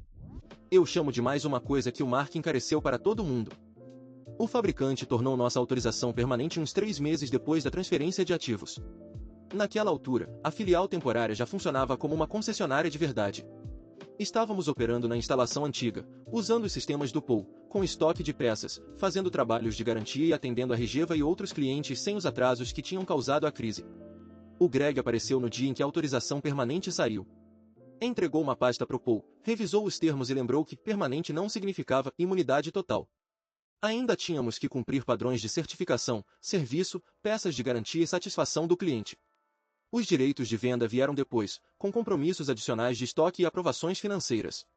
A concessionária do Paul recebeu o território completo, mas com exigências. Mais vans, mais técnicos certificados, mais peças, mais relatórios, mais auditorias do fabricante. Nada disso era de graça. A Regeva não mudou de fornecedor num passe de mágica. Eles emitiram a notificação de rescisão, o Mark não resolveu os problemas no prazo, e os times jurídico e de compras deles acionaram as cláusulas do contrato. Depois disso, a Regeva assinou um novo contrato de longo prazo conosco. É isso. Bloqueei todo mundo. A primeira reunião com a Regeva onde eu podia falar sem 3 advogados controlando cada palavra foi bizarra. Passei meses tratando essa conta como se fosse lixo radioativo. Agora estavam lá na nossa sala de reunião, perguntando sobre prazos de resposta, peças sobressalentes, treinamento de operadores e revisões trimestrais da frota. Ninguém deu um bem-vindos de volta, isso seria emocional demais para uma reunião de compras. Só disseram, queremos que as pessoas que entendem dos nossos sites continuem no projeto. Foi o suficiente. Aí começou a choradeira dos bônus. Dave, Lisa, Mike, Ben e os outros funcionários afetados receberam uma boa parte do que estava nas cartas originais, mais um extra por atraso e custos legais. Nem todo mundo ganhou tudo o que queria, e quem tinha documentos diferentes teve resultados diferentes. Mas o tal pool de retenção que o Mark inventou não foi a palavra final. A Lisa usou parte do dinheiro para levar a família nas férias que tinha cancelado durante o caos da Regeva. O Dave comprou uma caixa de ferramentas nova que custou mais que meu primeiro carro. Ele jurou que era um investimento profissional. Ninguém acreditou, mas todo mundo babou. Meu caso das comissões foi resolvido por menos. O valor final foi maior que os 180 mil originais porque incluía juros, multas legais e uma parte gorda dos honorários do advogado. Não foi dinheiro de loteria, especialmente depois de impostos e custos legais, mas mudou minha vida. Paguei dívidas que acumulei depois de ser